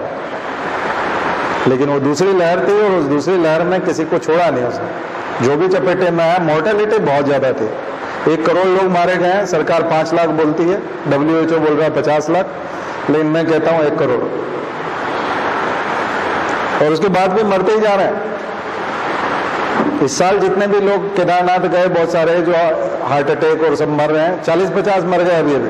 पहले इतना कभी नहीं हुआ था, इन सबको कोरोना हुआ था। वो डैमेज इतना हो गया कि अब जाके मरे हो, अभी अगले साल मरेंगे, कुछ 3 साल बाद मरेंगे, लेकिन कारण वही रहेगा। तो अगले 10 साल तक जो 1-2 करोड़ लोग और मरेंगे वो भी उसी खाते में जाएंगे, कोरोना वाले, क्योंकि वो 20-20, 25 साल, 30 साल जिंदा रह सकते थे, लेकिन सरकार की बलि चढ़ गए, मूर्ख और भ्रष्ट नेताओं की बलि चढ़ गए, भ्रष्ट अधिकारियों की बलि चढ़ गए। ठीक है, तो ये है, इसलिए रैशनैलिटी बहुत जरूरी है। अब आप समझ सकते हो इंपॉर्टेंट क्वेश्चंस कहां से आएंगे। इन चीजों से जुड़ी हुई जो चीजें हैं वो परीक्षा में आएंगी, क्योंकि आप यही मैनेज करने के लिए वहां जाते हो, यही एडमिनिस्ट्रेशन है। बाकी सब तो सड़क चाप गुटखा खाने वाले, तंबाकू उम्बाकू, वही मल्टीप्लाई करते रहते हैं। ये प्रॉपर्टी 30 करोड़ की थी, अब 35 की हो गई है, शाम को 40 की हो जाएगी, दूसरे दिन 50 की हो जाएगी, और वो गुटखा चबा रहा है, उसकी पढ़ाई लिखाई से कोई लेना देना ही नहीं है। ये चीजें थोड़ी सस्टेन करेंगी मार्केट में। उसकी योग्यता क्या है? सस्टेन करेंगे जो अच्छे शिक्षक पढ़ाते हैं, अच्छी चीजें हैं, नॉलेज है, रैशनैलिटी है, साइंस है, साइंटिफिक टेम्परामेंट है, वो सस्टेन करेंगे। वो लंबी दूरी की चीजें होती है। और